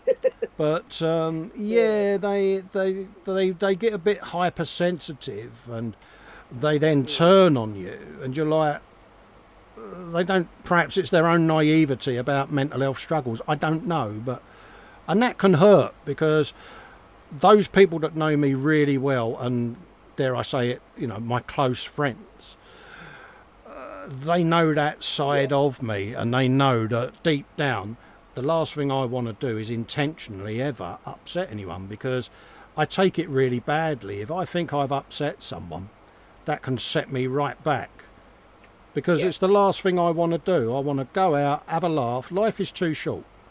I know full Yeah. well I'll be a lucky man if I make it to the age of 60. I know that. I accept that. I accept my prognosis.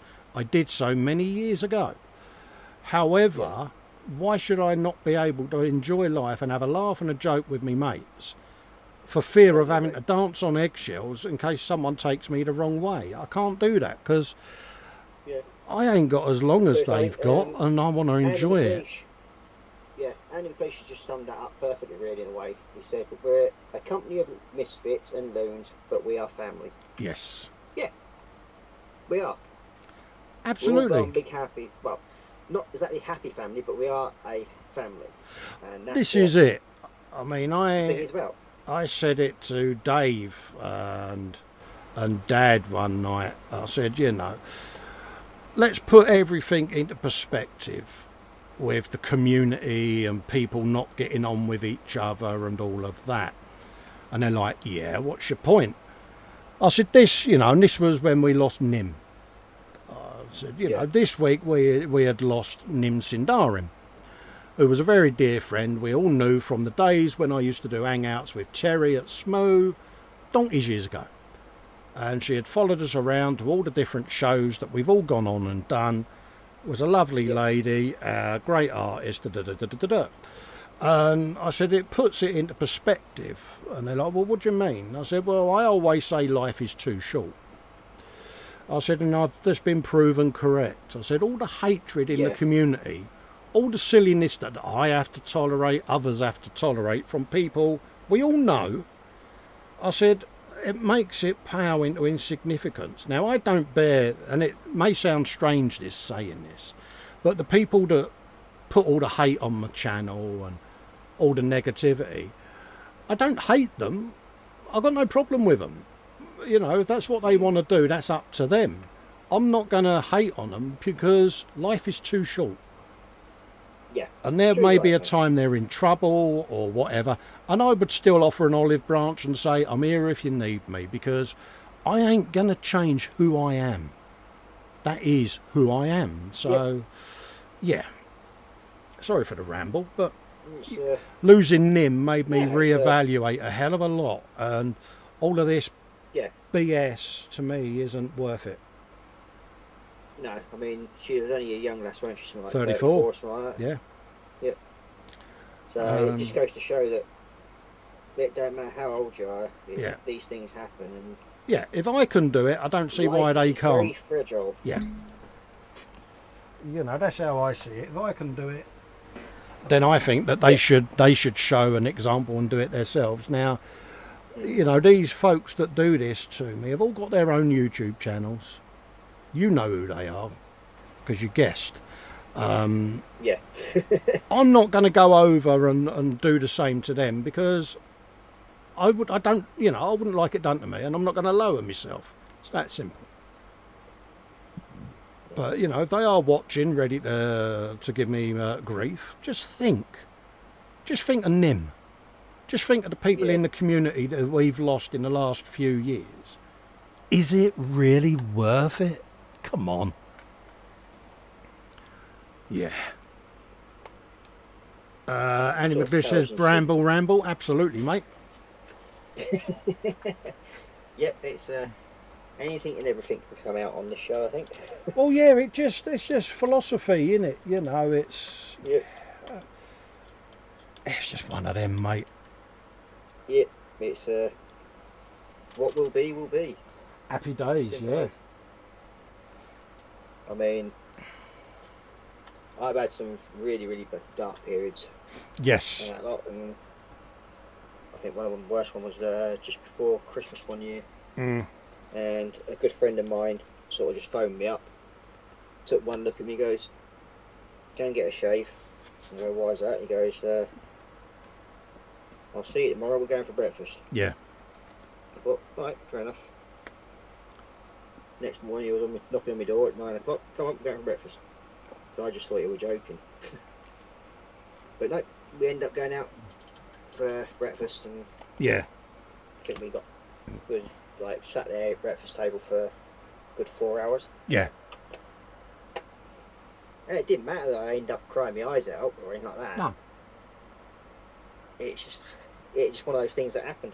Yeah, shock horror. Men cry. Yeah. Who'd have thought it, eh? Men do. Real men do. It's one of those things that do happen.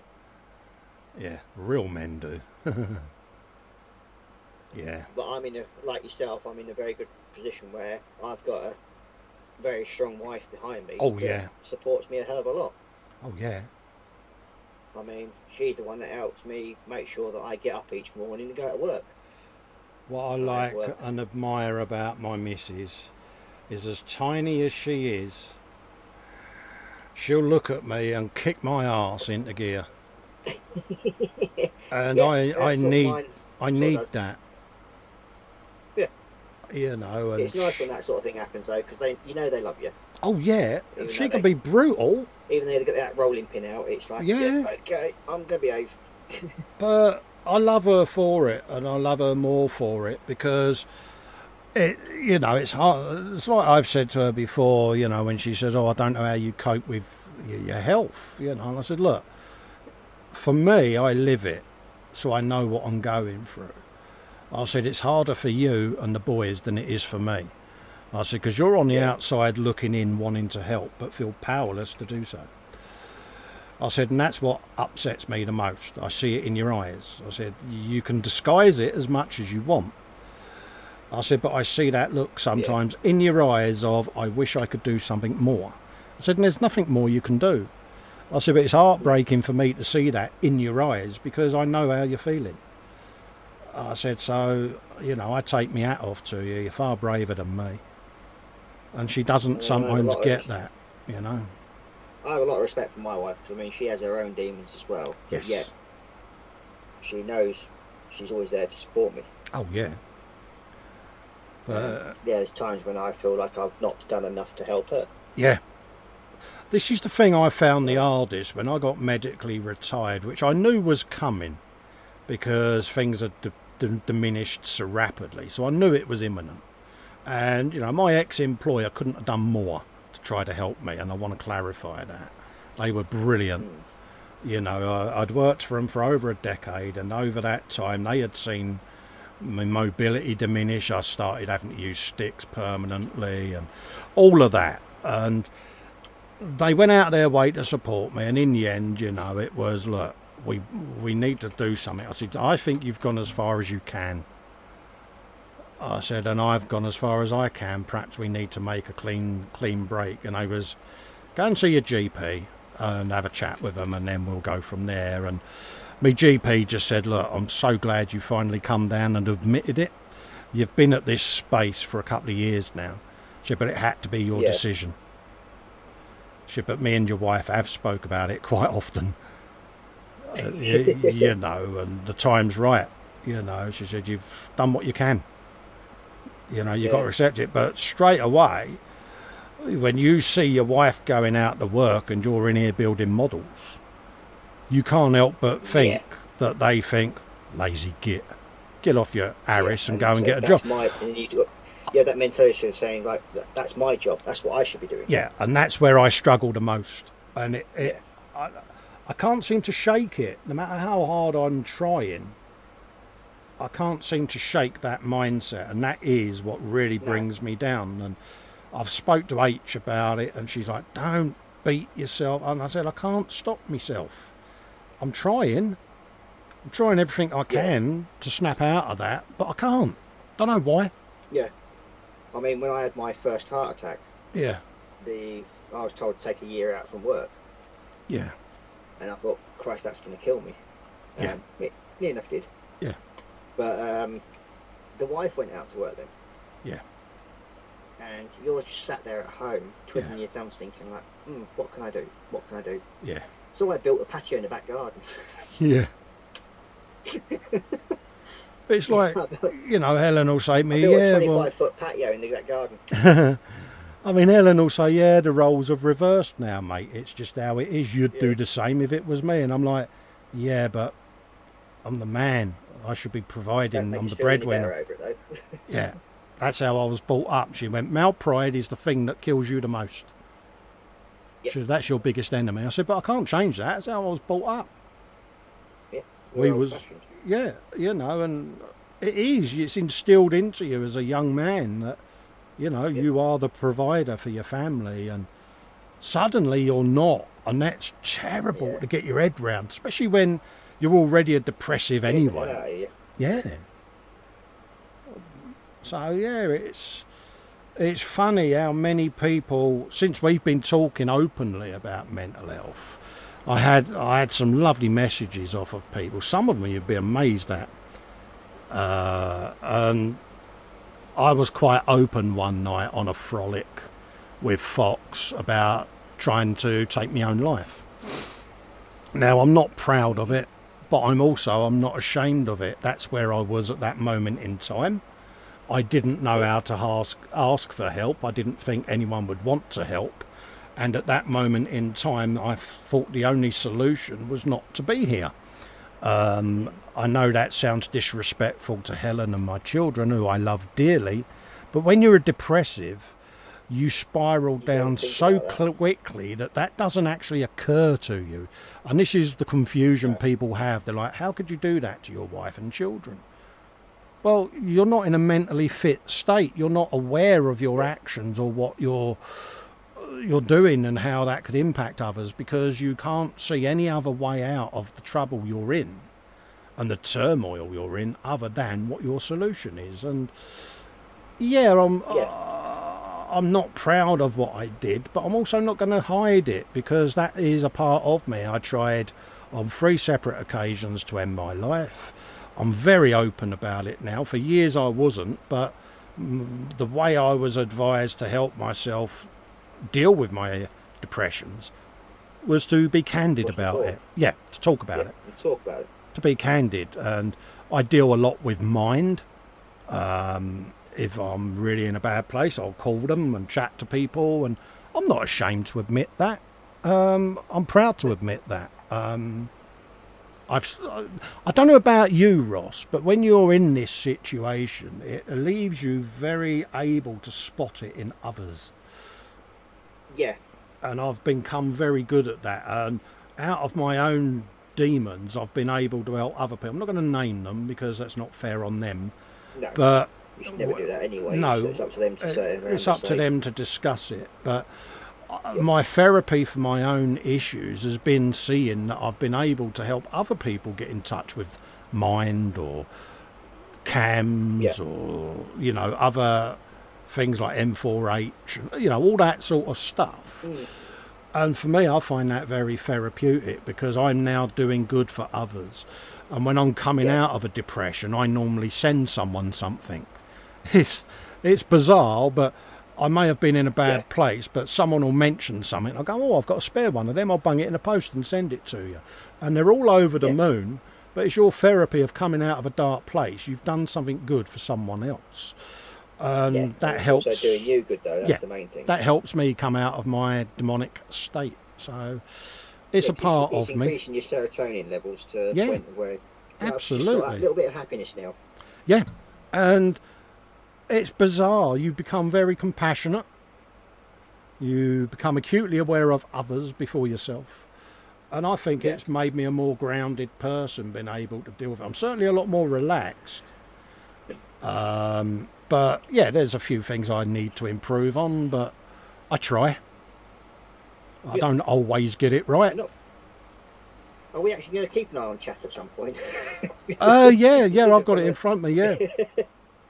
We haven't looked sort of like, we've ignored them a fair while now. Yeah, Andy was saying about a padlock on the other door. Yeah, he's also saying about it's because my wife's Scottish. It is, but yeah, we are. Well, I'm going to let you catch up on chat quickly. Well, I've just got to go to the little boy's room.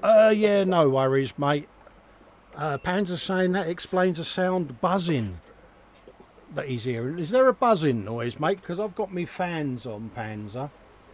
But I'm not going to turn them off, I'm afraid, mate, because I'm cooking in here. So if you can hear buzzing, apologies, Panzer, but can anyone else hear buzzing? Because I've got two lots of fans on because I'm sitting here with studio lights on painting and yeah, it's hot. So yeah, I don't want to upset Panzer. Muse is saying we're all a work in progress. Absolutely, love. But again, what I find is without you guys and girls in this hobby that are open to talk yourselves and be there in a supportive way, it's enlightening. It really is. Very therapeutic and very helpful. Have some of that. Just bung a bit of that on there just to highlight that. He says no one's perfect, mate. He said it what makes us all. Andy says it does, Andy. Yeah, you know, it's. I think that's the only thing that I don't like about it is it can make you feel as if everyone's conspiring against you. It's a bizarre feeling. I don't know whether any of you others out there that have the similar issues feel the same. But I know I do. Try not to knock your webcam, Cole. It really helps. Let's bung a bit of Nuln oil on that. Give that a dung out. Panzer says it was a joke about flies, not fans. Oh, sorry, mate. I misread the thing there. I thought you said there was a buzzing of fans. Oh, sorry, mate. My bad. Get your eyes tested, Cole. What other goodies have we got to go on there? That's a geezer, so he can come off of there. Oh yeah, need him because that's the pilot. So we'll sit and paint him in a minute. What else is there? Bombs, Greebles. Eep. Spider pigs. Yeah. Okay, I'm back. He's back. He's back.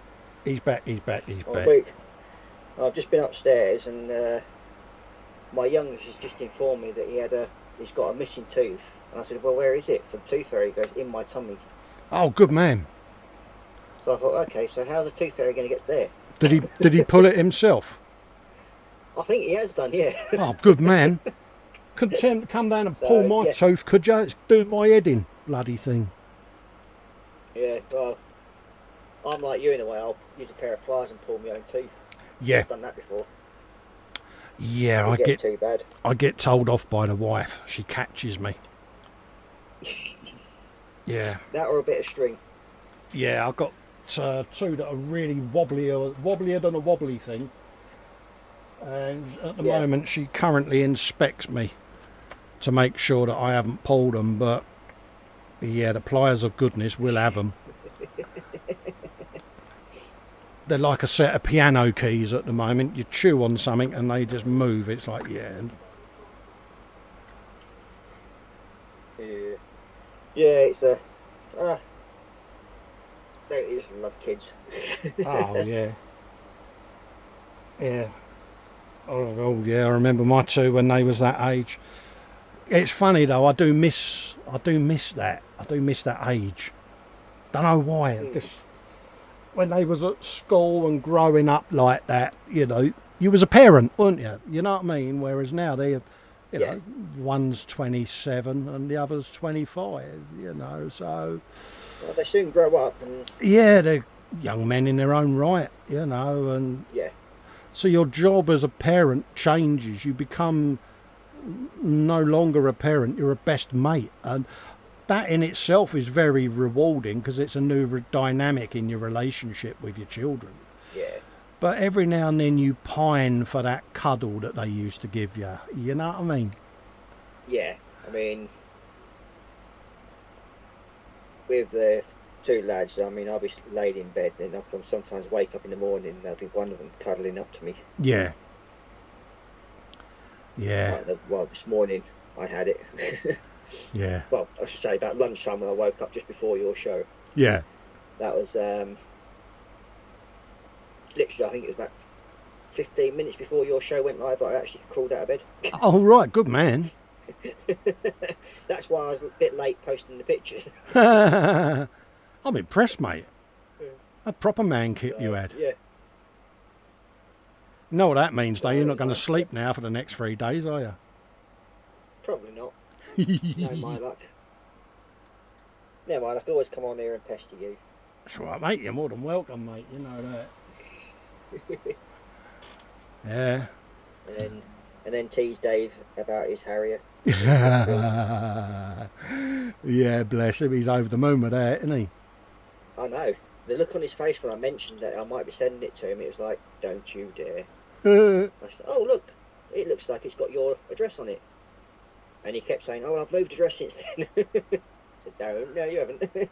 Yeah, poor old Dave. And he was so boastful about him getting away with not doing the Harrier and that lot, so I thought, yeah, I'll just turn that frown upside down, I think. Yeah. And the beauty of it is now, see, I get to mock him. Yeah. Well, we all do, don't we? Yeah, it's like mocularity. He was always teasing you lot on Sunday brunch about how he's not being able to do, he doesn't have to do this Harry because he hasn't got one. Yeah, don't have to do that. Ha ha ha ha. Yeah. It's like, yeah, you're not laughing now, are you? No, it was the sudden look on his face though. It just literally dropped like a lead balloon. Oh yeah, it was priceless. Bless him. Yeah. Yeah. When I mentioned that I'd mentioned it to you on the Sunday brunch, he was like, oh cheers. So there's no way he can get out of it now. He is a character, is our Dave. Very set in his ways. It is quite comical how he is. But it's all fun and games, isn't it? I mean. Yeah, Andy says Ross is, in fact, a fluffy marshmallow. And he says mockage, and Muse is going, jeez. Oh dear. Yeah. Absolutely, mate. Nearly got his head done. Oh, that's looking all right, mate. Yep. Are you telling me that by the time we come off of this show, you might have done more than one figure? I might. It depends. Oh, dear. I think Foxx is out of a job. That's his little helmet coming together. Oh, matron. Oh, that's coming along nicely, isn't it? Yep. Just a few little bits, couple of bits to do. Yeah, like his eyes. But yeah.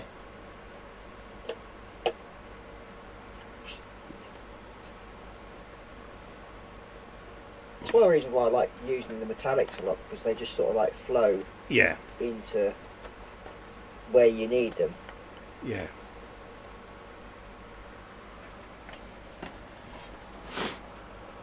Happy days. Looks like all our stalkers are out today, Ross. Are they? Yeah. Oh yeah. Yeah. Oh, bless. Definitely.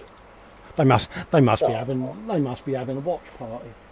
They must be having a right watch party right now. Get them now. They're both together. Yay! Yeah. Bless them. Dear me. Sad. Bless them in their little cotton socks. Yeah. Oh.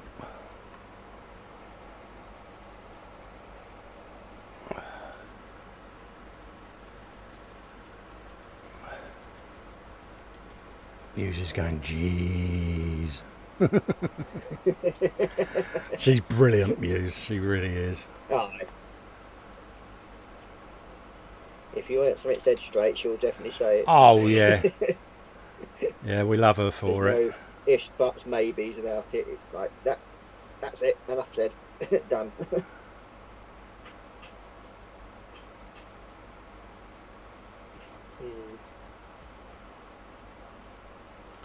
Andy says, yeah, dentistry. Pulls out the pliers, lays back and screams, ah. Adeptus Latina, did the question get asked? What question was that, mate?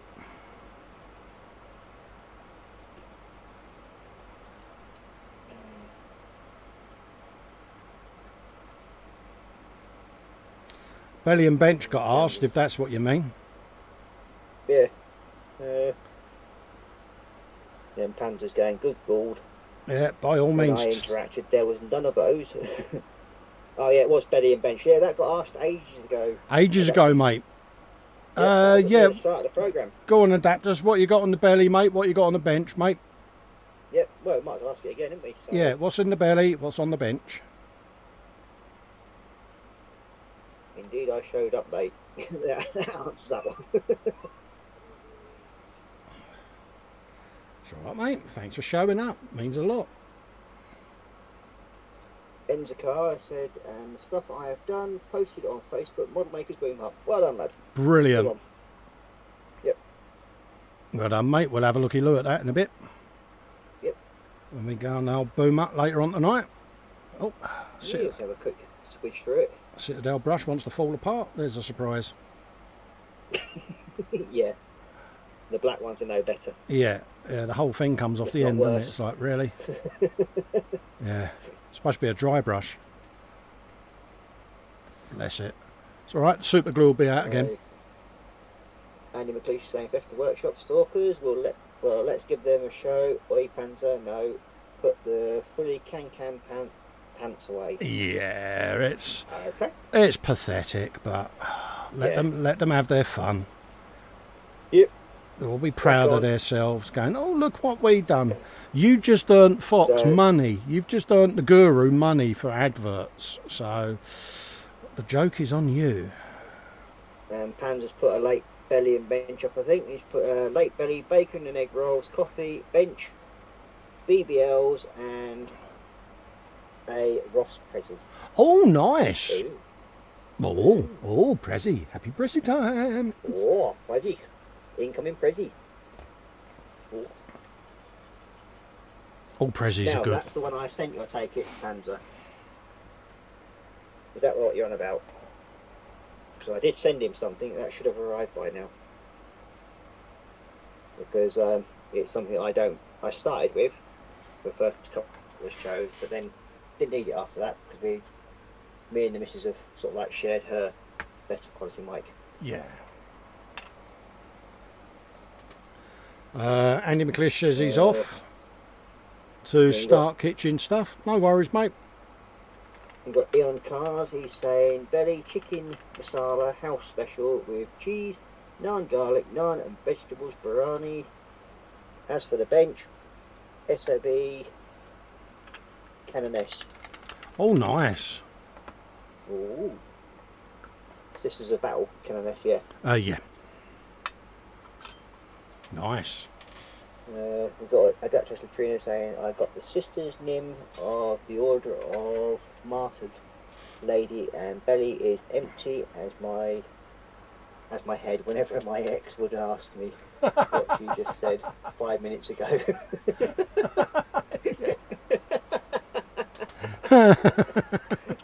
Oh dear. Oh, brilliant. Yes, it is what I've sent Panzer, so that'll be. I suppose you're not going to let us know what I sent you then. You said I've got it, but I'll tell you everything anyway. I sent him a bench mic, just a starter one for him to get him going. So it wasn't needed, it was just sat in the drawer. So Happy days. Yep. Better it gets used than sat in the drawer getting dusty. Absolutely, mate. Totally agree with that, mate. My sentiments. And you've got Andy McLeish, she's saying, right, I'm off to start kitchen stuff. Later, everyone. Well, see you later, mate. Take care. Later, mate. And we've got JC Bricks and Builds in. Hello, James. Belly, fish fingers, chips, bench, mortal realms, liberators and prosecutors. No, Ross, I'm not down that rabbit hole yet. Yes, you are. Yeah, you are, mate. You've started, so you definitely are. It's simple as that, really, isn't it, Colin? Yeah, James, the clue's in the fact that the minute you say, I'm not down the rabbit hole, that's when you're actually down the rabbit hole, because you're having to deny it. Yeah. Denial is the first sign that you actually have the problem. Mm-hmm. I've learnt that the hard way. Yeah, and he's learning it even harder now because he's now got to start doing a Space Marine army. Yeah. Yeah, someone may have tucked me up like the proverbial kipper. I wonder who that was. Yeah. I'm innocent. I'm sweet and innocent. Yeah, and I've got a big afro.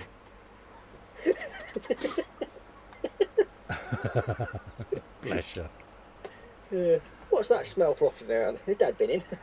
Oh, poor Dad. I hope he's all right, bless him. Yeah, I do. I hope his back gets a bit better for him. Yes, I don't like seeing Dad in pain. No, it's never good. Well, any back pain is never any good for anybody. Nah. That's for one thing. Bless him. Well, he's not one to complain, but when he's not right, and he says he's not right, that's when you know, yeah.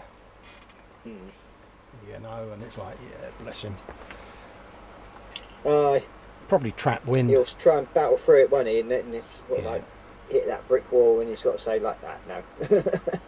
That's the thing. Can I do any more?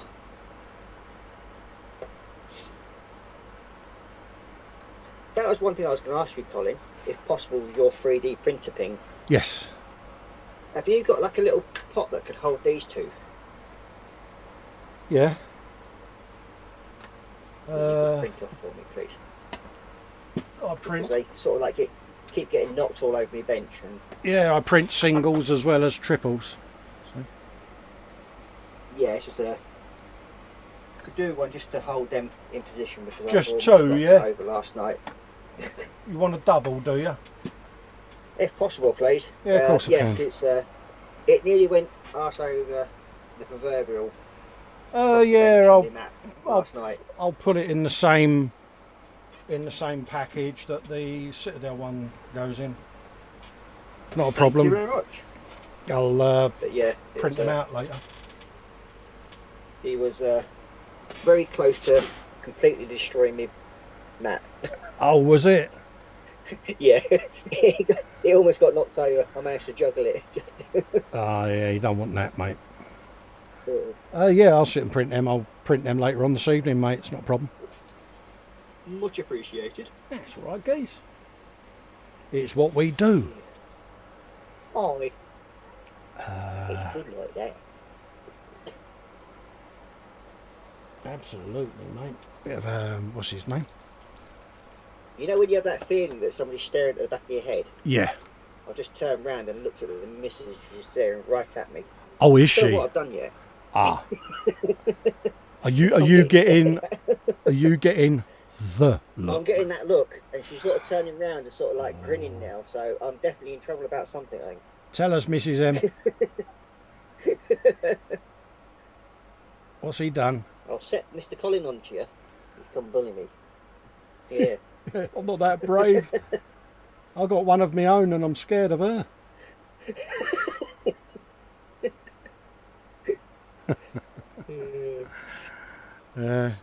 Did you like my little deflection then? I'll set you on. yeah, throw me under the bus there, mate. Cheers, geese.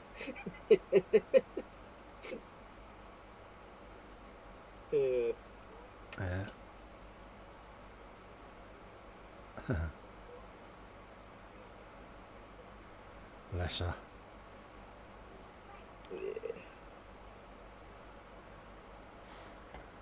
I've got the little one sitting down in the living room now. Yeah. Candygram's going best. Sorry? I think it's a good job I've got my earphones on, because otherwise nobody would be able to hear us. Candygram saying best wishes for Dad. Get well soon. Yeah, bless him. He's a bit laid up because his back's giving him a jip. And, yeah. Bless him. Pansy is saying, Ross, I did an unboxing video, but things went slightly wrong. Oh dear. You know what that is? You know that red button that says record? Yeah, you usually have to hit that first. Yeah, what's the betting? Not that I'd throw Panzer under the bus, but... He forgot. Yeah. It's bound to have happened. Oh, yeah. And you got JC Bricks and Builds saying, I will admit I want to get the Canish Rex, but main reason of it being in the family crest colours. Oh, nice. Yeah, that's just making excuses. Sorry, James, but that's just making excuses. If you've got one kit and then you want to buy another one, that means you are down the hole. Oh, yeah, straight away. And not only that, as soon as you said James, it's like, I said James is in the hole. Don't care. He's in the hole. Yeah. He can deny it. The more he denies it, the further he's going down the hole. Exactly. Simple as that, mate. Just accept your punishment. Admit it. And I have nothing to do with his being in that hole in the first place. No. You just stand there, you look at Alicia and you go, my name is James and I'm a Warhammerholic. Simple. Yeah. I had to do it.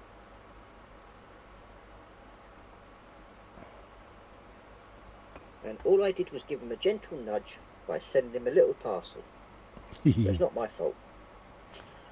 No. James has only got himself to blame. Yep. Let's be honest, he didn't exactly put up a big fight to stay out the hole, did he? No. No, because you were there when I offered them to him. Yeah. And there was no fight in it whatsoever. No. So, oh yeah, go on then. So that sort of like says everything really. Yeah, I know we often say resistance is futile, but some resistance being offered would have been better than none. Yeah. There was absolutely no resistance whatsoever on that one. No. He kind of sealed his own fate, really, didn't he? Yeah. You know, and I would say we've got your back, James, but not to a massive degree, because if we're picking on you, we're leaving someone else alone.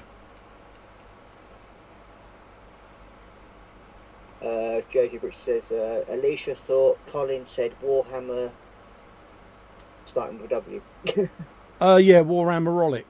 No. Yeah. No. Good God, no. We don't swear, do we, Colin? I'd try my damnedest not to, yeah. Yeah. Especially when The it's little someone faux pas else's may channel. Pop out.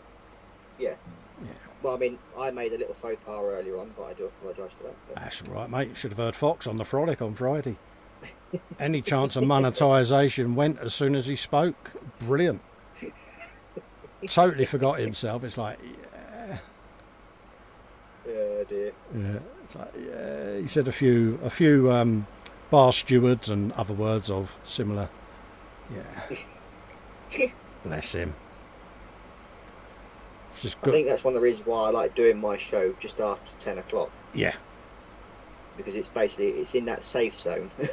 Well, yeah, I mean, I used to have a disclaimer up because a few people with younger kids, oh yeah, you know, any swearing and that, you know, so I used to be very mindful of it, but I then think to myself, well, the frolic is on at midnight, so, you know, they're going to be in bed and all of that lot, you know, so it is a show that's more, how can I say, grown up because of the time zone. Yeah. However, I'm not going to content more. Yeah, I'm not going to turn the air blue deliberately, but if the odd, how can I say, inadvertent one blurts out, I'm not going to lose. Yeah, the odd faux pas. Yeah, I'm not going to lose sleep and cry over it because the show is on a lot later. So. Yeah, I mean, blimey, I mean, you can look at some of the programs that other people put out. Good God, yeah. It's like these are sort of like being filmed with the kids and making the kids swear for them. Yeah. It's like, huh? Yeah. It is. That's the thing, though. You know, there are some shows that really, really are aggressively bad language, aren't they? Yeah. You know, and you're like, yep. Yeah, you're going for the shock value, and yeah, it's up to them. Yeah, it's up to them. That's their choice, you know. But you kind of still want your viewers to come in, but feel they can say what they want, how they want, and you know, we don't police it too heavily, you know, but. There are limits, should we say, you know. Yeah. Certain words you don't really want said live, you know. We all know them type of words, but yeah, we have a laugh. We get the odd sort of, especially if we're giving each other banter, where you'll call them an effing bar steward because they're yeah, you know. But it's done in a bantery context. It's not done in an aggressive, offensive tone, so to speak. So sometimes it works, sometimes it don't. It just depends, doesn't it? Yeah, I mean, even though it's like I've got mine on at 10 o'clock, I very rarely swear in mine as well. Yeah.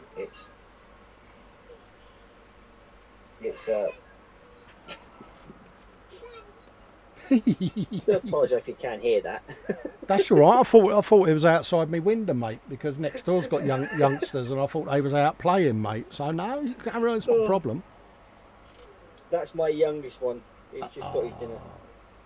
Bless. So yeah, it's he's just suddenly woken up, I think. No.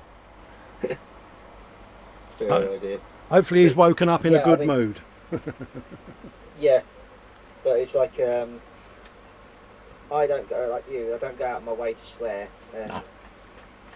I tend to, if I do, I like what I did earlier on. I apologise for it straight away. Yeah. It's like it's just one of those sort of things that, I was brought up. You always apologise for swearing. Yeah. Yeah. If you did in front of anybody. Yeah, you'll say something. You're like, oh, sorry, folks. Not, you know, no offence meant. You know.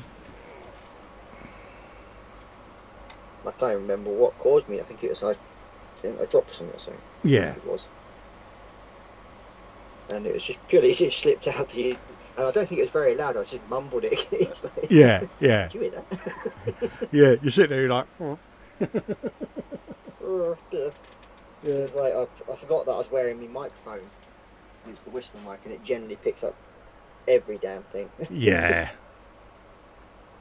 If it was like my normal like speaker, I can actually turn my head away from it like you do, and you don't generally hear it that much. Yeah, yeah. But with it being the whisper mic, it's right here beside my mouth, and you can hear everything. Yeah, it tends to pick up every single audible tone, doesn't it? Yeah. Especially the ones that you don't want to come out. Yeah.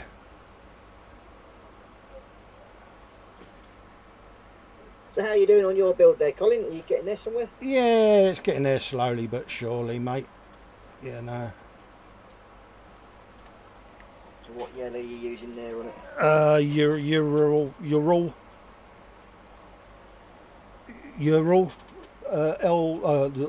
YRIEL. That one. Yeah, that one. You know what I'm like. pronunciation, innit? Yeah. That's why I asked you. Oh, mate. Bane of my life. Why do Warhammer call their paints such strange colours? The gods know. Yeah. No, I'm just going over and building it up bit but layer by layer with dry brush. Yeah. Centre of panels, working me way out. Not going for a spectacularly mint paint job because it's orc, innit? Yeah, it's messy orc. Yeah, you know, and poor old Squigs have probably been used to paint it, and yeah. So, Oh, actually, you've got 3 armies, haven't you? I just remembered that. yeah. You've got your orcs, you've got your space marines. Well, what was the other one that was mentioned? Squigs? No, they're part of the orc army. Oh, I don't know. You've got the Necrons. Oh, yeah, that's it. Yeah, the skeleton blokes. That the ones? Yeah. So you've got 3 armies. Oh, bloody hell. That's going to keep you busy now, isn't it? That is. I don't stand a chance, do I? No, you've just lost cause now, mate. Yeah. Welcome to the tunnel and the cavern that now leads off from that hole. Yeah, I think I'm going down to the next layer, ain't I? Yeah, you're joining me now. Yeah. Not that I'd ever encourage you, of course. No. I wouldn't force it or anything like that. Yeah, but it's just something different, isn't it? Yeah. That's what I like about it.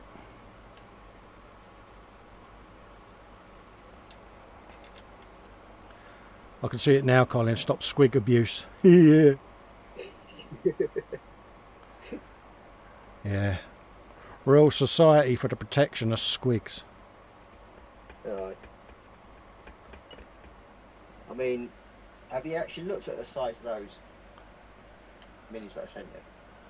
Which ones? The ones that I sent you, the squigs. Oh, yeah, bloody hell, that's cool, isn't it? Yeah, yeah. Sorry, mate, I'd lost my train of thought there for a minute, mate. My bad. Yeah. Have you pre-booked Hubble telescope? I still haven't forgiven you yet for the bloody rigging. Now you've gone and done it with squigs. Damn you. I like to set certain challenges. I don't know what I did to upset you.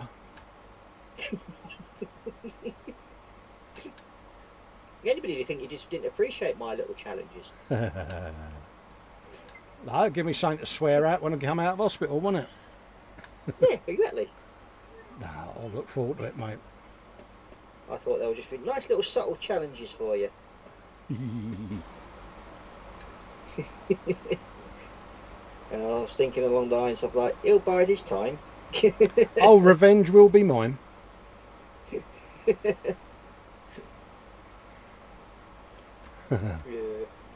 It's all fun and games. Absolutely. I know, like, with you, I mean, there's now Dave, and then there's James, that you'll all get your own back on me at some point. Yes. Oh, yeah, there'll be a conspiracy now. Yeah. But I just look forward to the challenge. Oh, you know what's going to... It's, yeah, there'll be something. Yeah. Oh, yes, Christmas is coming. I'd be afraid. Be very afraid. Dear. No, I just didn't. If I've got something that I'm not going to use, I'll quite happily send it out to somebody that will. Mm. That's my philosophy. In Absolutely. Max McGinn saying all the Citadel colour range names are based on characters and other Warhammer in-world items. For example, Mephiston Red is based on a guy called Mephiston who is Blood Angel's character. Ah, right.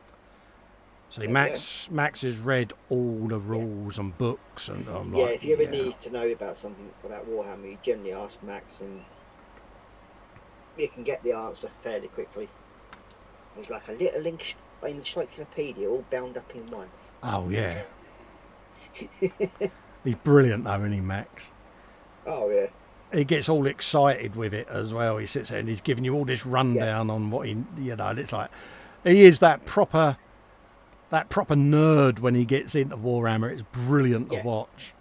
And you can see it in his eyes when he just Oh, one yeah. simple little question, and next thing you know, he'll be spouting on over sort of like 3/4 of an hour about Yeah. what this does, what that does, and it's like, It's brilliant, though. okay, I'm lost now. Yeah, I just love the But yeah, enthusiasm. you're right. It is absolutely brilliant because it's like you can have a better understanding of the background Yeah, to what you're actually doing. absolutely. And sometimes that does help when doing your builds because you can pick out the right colours to help with that. Yeah, If you know what I mean. yeah. No, he's brilliant. And some He of is. those little cars that he does, Oh, I love them little Gaslands cars. Yeah, that just reminds me of Mad Max. yeah. And that's it. It's purely just Mad Max, isn't it? Really. Oh, yeah. But he's brilliant when he gets into one of those Warhammer. Because it's like, Yeah. his eyes light up because it's like, oh, someone Yeah. wants to know something about Warhammer. Poof, and he's in. It's like, yes. He's like a kid in the candy shop, isn't he? Oh, yeah. Yeah. It's like all these Yeah, prayers have been like- answered. Yeah, he's like, if you ask him a question, he's like,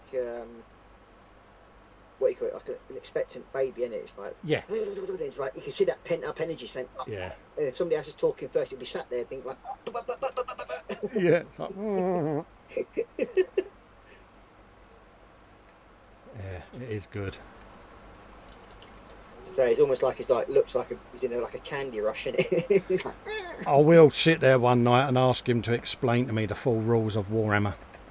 I think that will make Oh, his yeah. day. oh. But then he would go, which faction, Yeah, which army, what's that army doing? yeah. I'll just say, I want to know it all. Everything. Everything you know, impart onto me. And he'll probably say, have you got 5 years? Yeah. It'll be, I'll just pack my suitcase. I'll be round and stay Yeah. at yours for the next 11 to 12 years. Then you might just get a fraction of what he knows. Yeah. And after 67 years, you now know the first chapter. Thing is, like you say, it's constantly evolving, isn't it? Yeah.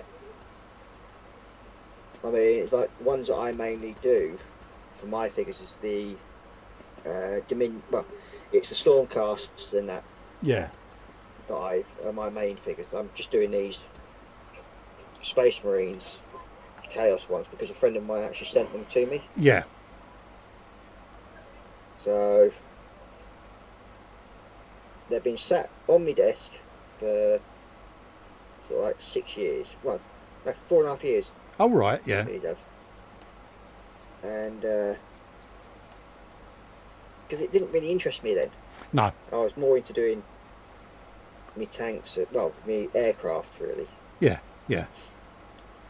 So they've just been sat there, and I thought, well, I've been looking at them long enough now, and I need to get them off my bench.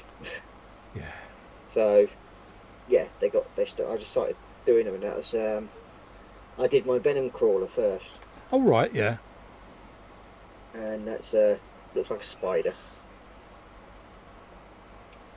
and it's quite an ugly looking thing, Yeah.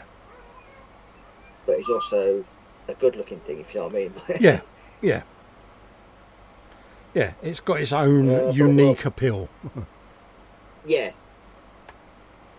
And I think you were the one that sort of like, when you first saw it, you sort of like commented, oh, that colour scheme looks great on it. Yeah. And that's why I sort of stuck with it. Yeah. So I thought, well, if somebody else likes it in that colour scheme, it must be okay. Certain colour schemes just have an impact, don't they? Yeah, and these two colours sort of just pop together. Yeah. You know, I've done it before where I see something on the brunch in the gallery that's painted and you think, I would never have thought of doing it them two colours, but it works. And you're like, yeah, I get why they've gone that direction, you know, so... It's a bit like my pink Land Rover. Yeah. Yeah, it shouldn't weird, work, it works. but it works. Yeah. It's especially with it being crewed by penguins. Yeah. But why wouldn't it be crewed with Yeah. penguins? Why not? why wouldn't a desertised pink Land Rover, Yeah. and that's neon pink? Yeah, it was a bit bright, wasn't it? Yeah. Why wouldn't it be crewed by penguins in the middle of a desert? Nevbo Model Makings in. Hello, Andy. You all right, mate? Hope you're doing all right, fella. Hope everyone's safe and well in the Nevbo household, mate. Long time no see. And Max McGinn saying hi to Fox. Hope you and Mama are okay. Hugs to both. Yep, and he's also going on, I'd just like to know some of the silly facts in 40k, for example, making gun sounds towards orcs can actually kill them because they believe you still have ammo. Yeah. Okay. Fair enough. Oh, see, yeah. that's not a silly fact. So there's nothing silly about what you know, Max. It's always good information. He says he's a proper nerd when it comes to Warhammer 40k. He says, I do tend to ramble. Yeah, but we love you for it. Can you imagine him and Foxy sitting together? Oh, yeah, it'd be brilliant, wouldn't it?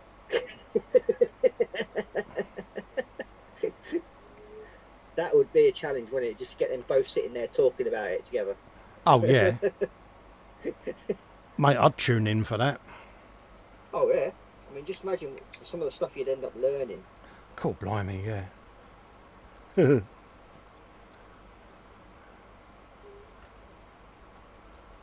And they're both fairly soft-spoken, aren't they, really, when you think about it? Yes. So you'd be sitting there, thought, like, am I going to drop off while listening to them? I mean, I find it interesting, an interesting subject. Yeah. It's surprising how popular the game is, and how serious people take it. And that's what fascinates me about it, is how serious people take the subject. And I'm like, it's a game. They're like, yeah, but it's more than a game. It's a lifestyle. And I'm like, it's a game. Yeah. But get real, sort of thing. Yeah, but a lot of them, it really is a way of life. Oh, it's life and death. Yeah, it's a way of life for them. And I love that. I love that they're getting that much out of the game or the genre. Yeah. You know, and I love that, because you're seeing people get an enthusiasm that they may or may not already have for something. You know, so yeah, works for me. That might be an idea for Foxy for one night to do on his channel, to sit there with Max and go through different lore and everything like that to people in Warhammer. That would be a hell of a program to sit and watch. Oh yeah. Especially for us noobs. Yeah. For people like you and me that are fairly new into Warhammer. Yeah. To get the knowledge of what they have and to be able to help you sort of like decide on what you want to build and so what are the best things to go against, and you sort of put them two together in a room. Yeah. And then just put a mic on and say, okay, just talk between yourselves. We'll just sit here and listen. Well, I tend to nod approvingly a lot of the time, because I ain't got a clue, because I'm new to it, and I'll pick up keywords that are said, and then I just go on the web and hunt these things down, so I get an idea of what they mean, you know. But it's how they can just pull these things out the air and know exactly what goes with what faction, and mate, I'm just learning it. Yeah. Well, so am I. That's what I said to you when you said at the start, like, bow to me at Warhammer stuff. I was like, hey, there's no point doing that, mate. Yeah, you know a lot more than I do, though. Yeah. But it's just, what I know is basically on what I'm actually doing, and that's in building. Yeah. That's about as far as my knowledge goes. What sort of battle damage these things can do and that lot, ain't got a Scooby. No. It's the fun, though, isn't it? As I said, yeah, it's just the fun of actually doing the builds. That's what gets me.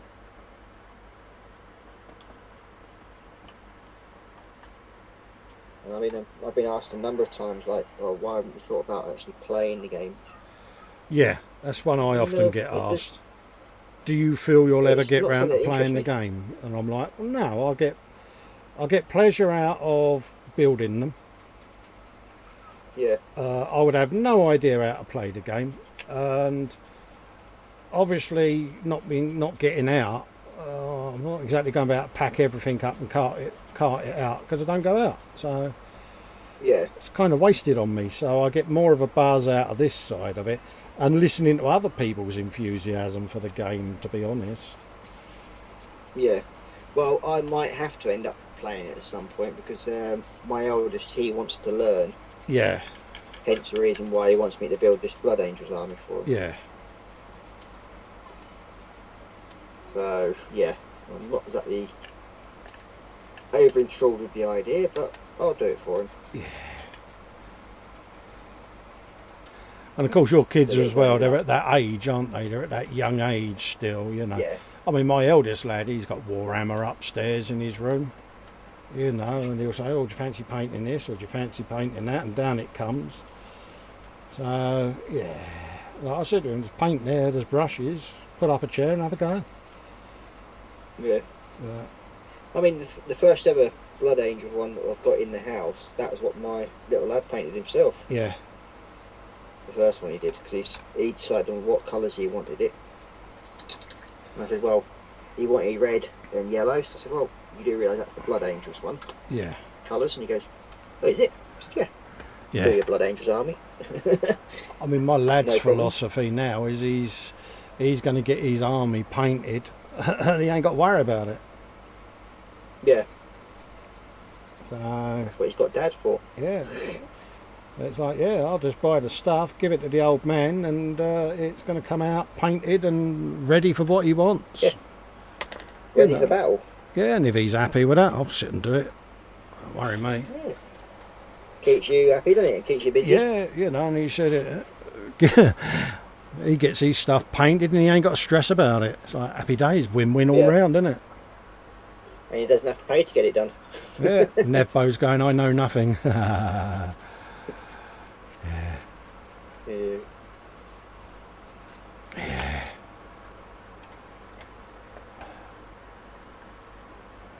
I mean, when I probably finish my Chaos army, I'll probably end up just giving it away to somebody Yeah. if they want it. A lot of people build, don't they, and just sell them straight on eBay. And then whatever they recoup, they go out and buy another vehicle or whatever, build that, sell it on eBay, Yeah. do it again, you know. But, That's the same, but the important thing is having fun. Do what makes you think is cool. That's why I chose the rule of cool, not because of it's good, just the fun factor. yeah, That's from Max. So Yeah. yes, but I totally agree, mate. yeah, bang on philosophy, mate. Totally agree. And then you got the guru himself saying, I know very little of the true lore, just little snippets I have picked up here and there. Yeah. So those little snippets add up to a damn sight more than me and Colin. Yes. So Yeah. that's Certainly does. yeah. So it still outweighs us, and as I said, like putting you and Max together, that would make a Oh, hell of a mate, program. yeah. I think you'd have to do that sometime, Fox, when you get yourself sorted. Max is brilliant. Little He idea really for you. is. I think that would be absolutely brilliant. That would. Max is like a miniature version of Fox, isn't he? Yeah. The best way of Just like describing that it. little younger version. Yeah. Carved from the same tree. They really are. And they've both got the same sort of like facial features, haven't they? If you Yes. think about it, they almost are like little twins. It's when they show you a figure and they start doing the voice of the figure. Yeah. What it would sound like. And they don't realise they're doing it. Oh, yeah, this is so-and-so. And No. he talks a bit like that. You know, it's brilliant, isn't it? Yeah. Yeah. Great fun. Yeah, he does that. And he lives down here where all the creatures... And it's like, yeah, he's doing the voice again. Yeah. Imagine sending Fox a little Jar Jar Binks and see what he says then. He's got one, mate. He's been subjected to one of them. Chris sent him one. He 3D printed it. And, yeah. Fox apparently wears blinkers when he goes to that area of the room that he knows it's in. I wonder where that ended up. Yeah. It's in the darkest corners of the Fox man Got the cave. master position next to the toilet. Absolutely. Oh dear. Oh, bless. I'll be picking on you a bit, Fox. He's all right. Yeah. Bless But that's the him. good thing about it, ain't we? We're all sort of like having a bit of a laugh and a jest about things. Absolutely. So, keeps the world turning, as I say. Oh yeah, certainly does, mate. Go back over them with a bit of lead belcher and detritus.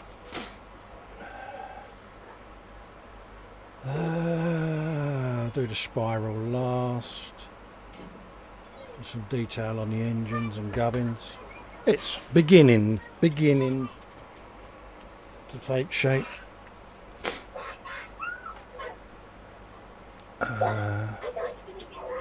Let's put some of that on there. Try not to stick it to your fingers this time, though, Cole. Dum dum da dum dum. Well, I hope you didn't catch most of that. That's all right, mate. It's I think I managed to turn your mic off in time. Nah, we all had kids, mate. Don't you worry, mate. Worry about it, dude.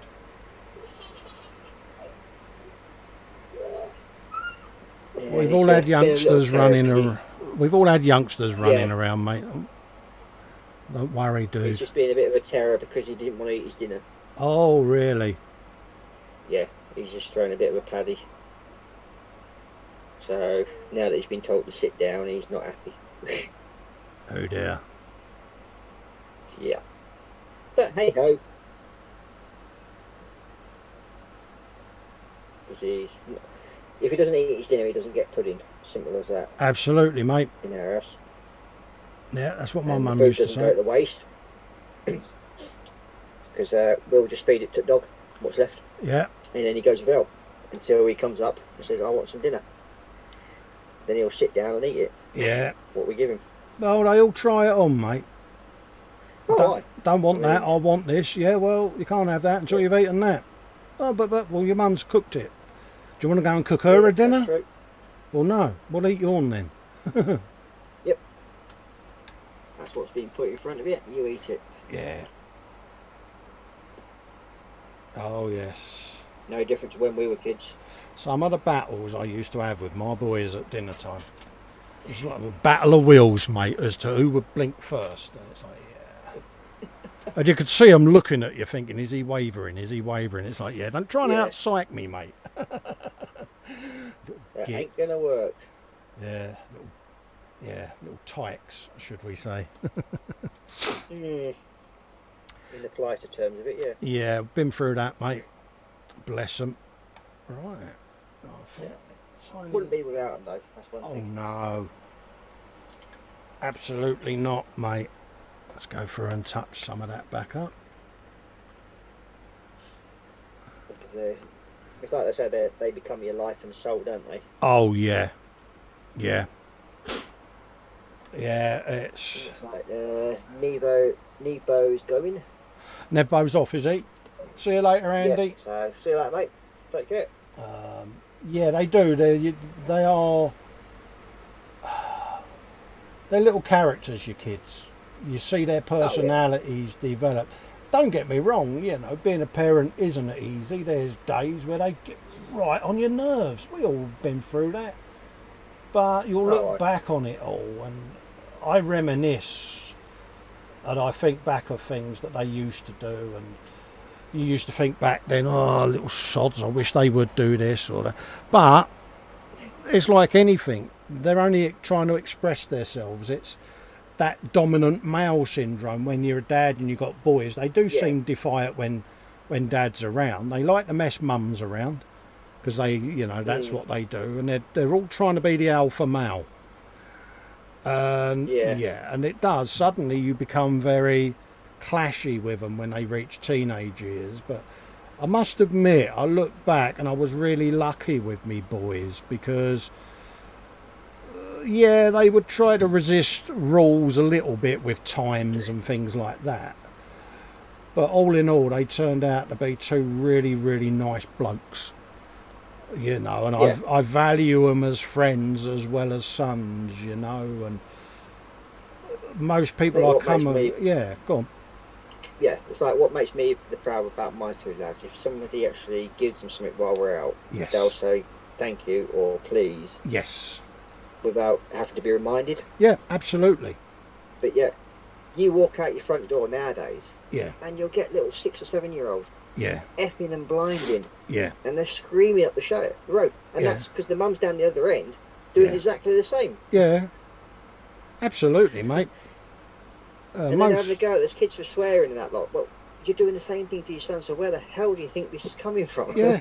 Most people that have interacted with me, boys, they'll say, they're lovely blokes. They've got a chilled demeanour about them. And I went, well, that's just how they are. You know, they're their own personalities at the end of the day. But yeah, I must admit, they'll do anything for anyone. You know, they respect their elders and all of that lot. You know, if they see an old lady struggling with shopping, they'll offer to help, you know, and that sort of thing. And I'm proud of that. I'm proud that they've grown up in the modern world with, dare I say it, a caring attitude to other people. And I think they get a bit of that from me and H, because we are very outwardly like that with people we're close to. We do think of others before ourselves. It's just how we both are. And they've got that, and I admire that in them, because we haven't forced them to be like that. That's their choice. No.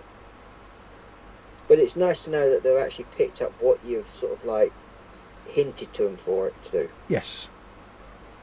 Yeah, you know, they'll have their ups and downs. You know, Lex will tolerate a lot of grief, and then all of a sudden, if the wrong button's pushed, he'll just say, look, that's once now, don't make it twice, because I'm going to get the hump with you. You know, and but like Ian's is saying, I happily cook, clean, and make tea for me and Mum. Yeah. Good lad. You know, and I love all of that. Mate. It's always good to show respect to your mum and dad. God blimey, yeah. You only get one set. Yep. You know, it's just one of them. Yep. I lost mine when I was fairly young. So. Yeah, my old man died when I was 18, but good riddance, because he was a bad egg. But yeah, my mum's still going. She's 80 now. Dave Ross, she is a proper little character. You know Catherine Tate? Yeah. Do you remember the character called Nan? Yep. That's my mum. You know, the phone will go, the phone voice comes on, oh, hello, please, you know, blah, blah, blah. She puts the phone down. What the bloody hell did she want? Silly, rah, rah, rah. You know what I mean? And it's brilliant. It really is. The builders. You know, oh, do you want us to clear up? No, I'll do it. I'll clear it. Oh, all right then, love. And she walks out, goes, look at the state they left my house in. Brilliant. But she's fiery, Ross. Even at her age, she's what? My little mum's 4'8", tiny little lady. But she'll go out to a crowd of hoodies outside and go, wait, F off out of it if you don't mind, you know, and all of that. And I'm like, Mum, you're in your 80s, you can't do that now. What do you mean, she says? With the old walking stick, yeah. Yeah, what do you mean? I said, because they'll pump. Yeah, I'd like to see them try. She goes, I'll box their ears. I'm like, Mother, behave. So, yeah, we have to try to reel her in quite often, because she is a fiery East End lady, you know what I mean? And she's got that in her still, and it's the modern world is a lot different, Ross, as we all know. Oh yeah, hell of a lot different. But I mean, my brother's down in London at the moment, and I mean, I lived there myself at one point, and I think my voice portrays that a bit, because you got a bit, born and bred. Yeah, there's still a hint of it. I do sound, yeah. But it's I moved down to Bedfordshire when I was 3-year-old. Yeah. So, and then by the time I was sort of 13, I was living in Gibraltar. Yeah. So yeah, been all over the place really. Yeah, my accent, believe it or not, isn't as strong as it used to be. You know, it has diminished over the years, but it's funny when you go back up there and stay there for a few days. It's back. It's really weird. Oh yeah. It's really strange how that happens, because you don't choose how you speak. You that little switch in it. It's like that little light switch that gets flicked over. All your phrases and your slang words come back and all of that. And it is strange, you know, but it's because you're speaking with people that have got the lingo. Yeah. You know, and you know, oh mate, it's brilliant. I do love it when I go up there, but I couldn't live there now. I mean, when I went on my recent trip, I mean, I went to one of the pubs that my brother goes to. Yeah. And the landlord of that pub just jokingly walked up to me and goes, I didn't know your brother was standing over there. Yeah. Because I look a lot like him. And I went, well, he is. Yeah. His face is sort of like, you're joking, right? Yeah. I said, no. And he's sort of like looking between me and my brother. He's like, no, it can't be. There can't be two of you. Yeah, I mean, me and my brother, we get called the Mitchells whenever we're together. Yeah. Because we're both bald, you know, and like you say, you go up and you're suited and booted with your crombies and all of that gubbins, and it's like, people will look at their watch, they go, bloody hell, Queen Vic shuts early, the Mitchells are in. It's like, oh, really? But yeah, it's just how we are. And together we're a nightmare as brothers, you know, and so we don't see a lot of each other because he'll egg me on and I egg him on. Yeah. But if someone has a go at one or the other of us, they've got both of us to deal with because we're brothers. You know what I mean? Yeah. And it's weird. So we're very controlled about what environment we're together in because we, you know, especially when we was younger, we used to get into a few scrapes, you know, and yeah. As you do. Yeah. You know, people go, oh yeah, I'm going to have a go at that bloke. Well, if you have a go at him, you're going to have a go at me because that's my blood brother. So, you know what I mean? And then that's it. Yeah, then all hell breaks loose. And then we got to go home to our respective wives then and explain the black eye, the fat lip or the bloody nose. And it's like, yeah. Yeah. But no, it's like that night, it's like we were sat in pub and this guy for like 4 hours straight that we were sat there just talking and chilling. He goes, no, it just can't be. Yeah. He just would not believe it for about 4 hours. Yeah, I mean, it is funny. And my sisters are the same when they're together. All I want is for nothing. Oh, yeah. Me two sisters are like it when they get together. We call them Wilma and Betty Rubble. But when they're together, you know the two girls on the Harry Enfield. Oh, young man, that's my two sisters. One's 60 and the other's 59, and they're as mad as a box of frogs. They're lethal when they're together. But yeah, they're really close, bless them, you know. But it's funny, like you say, we're all getting older, you know, and yeah, it just seems strange how traits that I see in me sisters now, I remember seeing in aunts when I was a kid. And it's amazing how they've developed similar character traits to what our old aunts and uncles had, you know. And you do it because you grow up in that environment, don't you? You remember them. You know, and I've got traits of uncles, you know, but... Yeah. It's like both me and my brother are bald as coons, but he's just a fatter version, slightly taller. Yeah. Yeah, my brother's a bit shorter than me and a bit thinner, bless him. But it used to be the other way round. He used to be the chunky one and I was as skinny as a rake. But yeah, medications and things that, yeah, they tend to... I don't know why, my quack likes to put me on all the medications that make you gain weight. And I'm like, really? Yeah. Why are you doing this to me, love? That's what I was sort of like thinking when they started putting me on mine. Like, hang on a minute.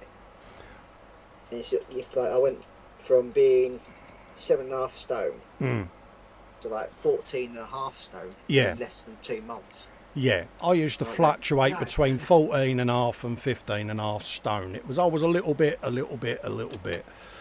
But I'm just under 18.5 now, which for me is heavy. I've got a bit of a rolly belly, you know, and that bugs the bejesus out of me. Yeah. But you can't do nothing about it, you know, and I tried to be defiant and stop taking me meds. And my quack was like, if I have to come round and inject you with them, I will. I said, but you're giving me everything that's putting on weight. She went, tough, stop being a girl and take them. Like, all right, bloody take them then. That told you. It did. This is what I was saying to you before. I need that. Yeah. It's just the way she said, well, stop being a girl and take them. All right. My missus just went, that told you, didn't it?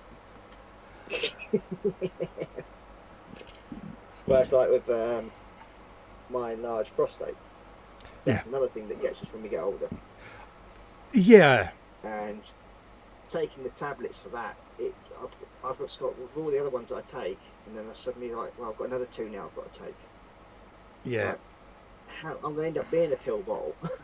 I meant to have said this to Foxx Friday because he was asking me and Dad what should he look forward to when he's turning 50. So I told him about the excess growing of appendages and that he'll be dragging them around behind him. And I meant to have said to him, another thing you should worry about is everyone in the medical profession will suddenly take a very unhealthy interest in your prostate. So you'll go down with a sore throat and you'll be violated. Yep, and they don't care. Yeah, and that always amazes me. You know, I'm, as you know, I'm the jelly on the finger. It's like I'm, you know, acutely deaf. You know, you'll say, "Oh, I've got something wrong with it." Yeah, let's just check your prostate. Oh, no, I mean, what's it got to do with that? But oh, you have a small finger, honestly. Yeah, I mean, obviously, my surgery's for the tumour in the spine to remove that, and it's in the spine, it's in the pelvis, and obviously I have to see regular basis the people that deal with that end of the body. So of course, because I've got a tumour in the pelvis and that, they've obviously got to check the prostate to make sure that's not got a problem. But the last time he done it, my missus was in with me and I could hear her laughing, and it's because she heard me go, ooh, you know, that noise we all make. Yeah, you know, and maybe me, I said to him, bloody hell, mate, you could have took your watch off. And she's creasing up, biting the table, and he was expressionless. And that was it. I just corpsed, you know, because... Yes, Black Rifle, I did put 7 stone on in about 2 months. Because the tablets you take for depression and steroids and everything, they do tend to make you feel hungrier. Yeah. And... mine retain fluid. When you first go on to them, the first couple of months, you feel so lethargic and not wanting to do anything. Plus the food that you're piling into yourself, it sort of like just adds up very, very quickly. You take your uppers in the morning and your downers at night. Yep, and it's like the steroids stop you from sort of like digesting the food properly. Yeah, my doctor says I don't metabolise food as I should. Yeah. But then I'm also diabetic, so yeah. But now I'm down to, I think it's like 12.5 stone I'm down to now. Oh, that's not a bad weight, Ross. No, I'm sort of like fluctuating. Yeah. I'm a bit fluctuating now, so I'm trying to keep it around that weight. There is sometimes where I'll go up to back up to 13, 14. I think I even got up to 15 stone at one point. And I just did not feel well. Yeah, I mean, I gave up smoking 3 years ago. When I packed up smoking, I was 17 stone. So I've done 1.5 stone since smoking went. But obviously you get your appetite back a bit when you pack them up. But yeah, I'm pretty lucky with Pam, me GP, because she monitors me weight. You know, and Helen does the food diary and all of that lot. And she says, yeah, your cholesterol's a bit up, so I take cholesterol pills. But like she said, you're more bothered by your weight than I am. She said, I do your blood pressure. She said, you get regular heart checks, all of that lot. She said, I'm happy with things. She said, you're a man in your 50s now. She said, there is a thing called middle age spread as well. She said, you've just got to accept that your body changes as you get older. She said, you can't be the skinny little runt you was when I first started treating you. So I get that, but you still look at you capture that side view every now and then, don't you, as you're walking out the bathroom, and you're like, who's that fat old git in the mirror? Yeah. I totally agree with you, mate. You do, don't you? And you're like, and do you do the breathing in bit? You do the breathing in bit, don't you? And you're like, sucking, like, okay, I can. Yeah. And you just suddenly, like, you breathe out, and it's like, boom. Okay, now I need a new floorboard. Absolutely. Yeah, and we all sit there and you're gutted, it does sneak up on you. Yeah, Luke's saying you should get a med review, mate. Yeah, it's just one of those, like, those, the mixtures of tablets you can be on, they're the ones that just affects your weight, just like that, especially with steroid-based stuff. Yeah, yeah. And I take probably 4 different types of steroid-based tablets. Oh, right, yeah.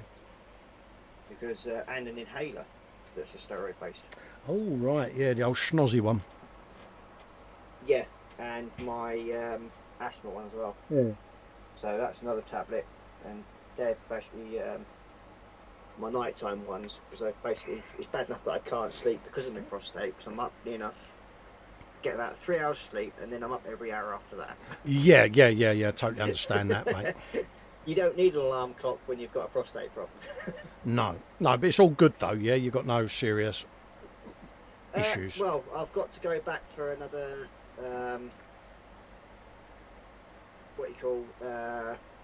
blood test in the next sort of like 2 or 3. Well, sorry, next week I've got to go back, so they've got some sort of highlighted level in my liver at the moment. Oh, right, yeah. That could be your meds though. Because I had that a couple of years ago where my liver results come through a bit shady and I had to quickly change certain meds that I was taking, mate. Yeah, so they just said I've got to wait a couple of weeks before they can do the test again to rerun it through. So I've just got to wait for that. And it's like the wife keeps telling me, you're getting older, these things will happen. Yeah, but, you know, I'm 12 and a half, mate. I'm 12 and a half. I want to climb trees, eat mud and go scrumping. I don't want to be an old bloke. But, yeah, we do. We don't accept it, do we? Yeah, it's like, I want to spend hours playing with my son, but I get about 20 minutes into having a laugh and a joke with him and tickling him and everything. That's it, I'm knackered. That's why I'm glad we had our kids younger. It's ironic, years later, Ellen reminded me, she said, I remember when we first started the family, she said, I questioned why we was having the kids so young. She said, and you said, I want to be at an age where when my boys have grown up, I'm still in my mid-40s, because you never know what will happen in later life. Should you always had that about you? And said you was quite insistent on starting the family at a young age, but kind of the early stages of the condition were there beginning to emerge. So from my mid-20s, I just knew something weren't right and that I needed to make important decisions then that would impact us later in life, you know. And you know, I mean, I'm 54, you know, my eldest boy is 28. So, yeah, you know, we didn't do too bad, you know, so. Yeah, I mean, it's just with the things that I've learned to accept. I mean, when we first started to sort of start a family, nothing happened for 8 years. Yeah. Or 10 years, sorry. There you go. Yeah. The voice in the background just shouted at me. Yeah. So can't ignore that. But yeah, it never happened for 10 years, so that sort of dictated how long it took to get us to have a family. Oh mate, I was the other end of the scale. I only had to walk past Ellen on the hallway and she was pregnant. You know what I mean? It was like, I've got to stop taking the pill. Boom. That was it, instant. Yeah. You know, she conceived very easy. With that and having our first kid, the change in the way you feel, and the fact that it's like my wife's 10 years younger than me. Yes. So it's like I've got that 20-year gap sort of thing. That's how you're a typical bloke. You're exactly the same as me. You have a child, you look at the child in its cot, and suddenly you become acutely aware of your own mortality. Yeah. What would happen if, and that's it, and from that moment on as a bloke, you are petrified that you're not going to see your kids grow up. Yeah. You know why that is? That's Totally because agree we're depressives, mate. And it's a vicious Right. circle, mate. It's a vicious circle, isn't it? It is. That never leaves. You know, but I mean, my boys are grown up, you know, and mate, they're brilliant blokes, you know, they take the mickey out of me and everything, and I love that. You know, when I go walking past them on the sticks, it's diddly did diddly diddly diddly. You know, the Benny Hill music, it's like, gits. But you laugh about it. I get them back in my own ways because I booby trap stuff. I am that person who'll put a plastic cup full of water on the edge of their bedroom door, so when they walk in and open the door, they get soaked. So yeah, you know, I get them back. You've got like black more like models. He's saying you put 7 stone and 2 mustard, yeah. So then he goes, wow, I would definitely get him a measure of you. Yeah, bless him. Yeah, because Luke's in the service, and he's paramedic, so he's gonna know, isn't he? I mean, that's a lot of weight in 2 months, mate. Yeah, I know it was. So it's I've basically lost all sort of like will to do anything. So that didn't help. Don't get me wrong, Luke. With the depression that's what affected me. And with not doing anything,